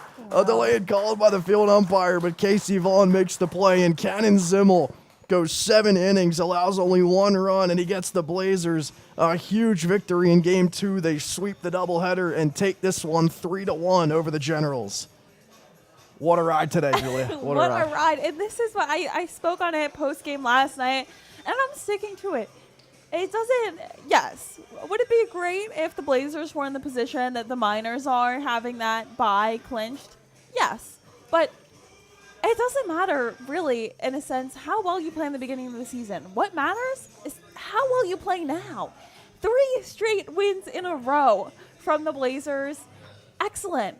And, gave up 1 run today, 1 run in all 3 of these wins too, which is just speaks to the improvement of the bullpen, the starters that we just have not seen all season. The hits came. We saw Curtis fight through an injury today. We saw, it just feels like they know the time is now, and they're playing like the time is now, and the energy momentum is there in that Blazer dugout. Now 4-0-2 in their last 6 games. The Magic number's down to 2, and they await a score in Mercer. Unfortunately, the Timber Rattlers have taken the lead. They were trailing 6-4. It's now 7-6. Pocono is leading over the Mercer Mammoths, but Mercer does have a runner on third with 1 out here in the bottom of the 6th inning. That's currently ongoing. That game, I believe, is live on the Jersey Baseball Nation YouTube if you're trying to hop over there to check that one out. So the Magic number's 2. The Blazers have 2 games tomorrow against the Pocono Timber Rattlers. So what this means, all they need tomorrow is 1 win. In one of those 2 games, they're already up 5-0 in the bottom of the 5th inning. That game will be resumed in the bottom of the 5th inning. And if they're able to close that out, they will clinch the 3rd and final playoff spot in the Northern Division. And they would then face the 2 seed in the North, which would either be Scranton or Southside. Southside won today as well. So they are currently in the top spot after sweeping the South Jersey Kings, but that is subject to change with the Scranton Wilkes-Barre Miners kicking off their doubleheader at 4:30 p.m. So we await a score in the Pocono-Mercer game, but the Blazers just have to take care of business and win 1 game tomorrow. They also could possibly win their game against Southside and clinch a playoff spot if Pocono drops this game that is currently ongoing. Otherwise, that game would not matter. So that's all that game matters, though, for Pocono in the Mercer game, as only impacts the Southside game for Quakertown. Take care of business tomorrow. You win 1 of 2, and you're up 5-0 in one of the 2 games already. You're in the playoffs. That's all that matters. What a ride today. Cannon Zimmel goes 7 innings in Game 2. He gets the job done. Cole Snyder goes 5 scoreless in Game 1. He gets credit with the win. The 2 starting pitchers come through for the Blazers. So that'll do it for the regular season here for us. We will be here for the playoffs either, no matter what. If the Blazers are in it, if the Blazers aren't in it, we will be broadcasting those games. The playoffs take place here at Memorial Park. They start next Thursday. I believe it's Thursday, right? I thought Friday. You might be right. I think I don't know it's one what of those time 2 it is days. Thursday, but Friday, 3 p.m., 7 p.m. I think you're right. No, Saturday. you are correct, because it's Wednesday is the playing games, Yes. 2 versus 3. Friday they start here, the best of 3 series. Friday, Saturday, Sunday, if needed, and then Monday could also be the championship game. All depends if those games go 3 games in the series. Those series go 3 games. A lot of scheduling, a lot of hypotheticals Yes, going but on. we'll be back here Friday, 3 p.m. Yes. live from Memorial Park. So with that, we thank you for joining us here today on the Blazers YouTube channel. Quakertown sweeps the doubleheader against the Trenton Generals. They improved to 14-15-2. The Generals know they will have Mercer in a play-in game on Wednesday at Mercer. The Blazers take care of business at home. So with that, we will sign off for the final time in the regular season. We'll be back here on Friday, as Julia said. From Julia Henry and from Rocco Pellegrino, signing off from Memorial Park.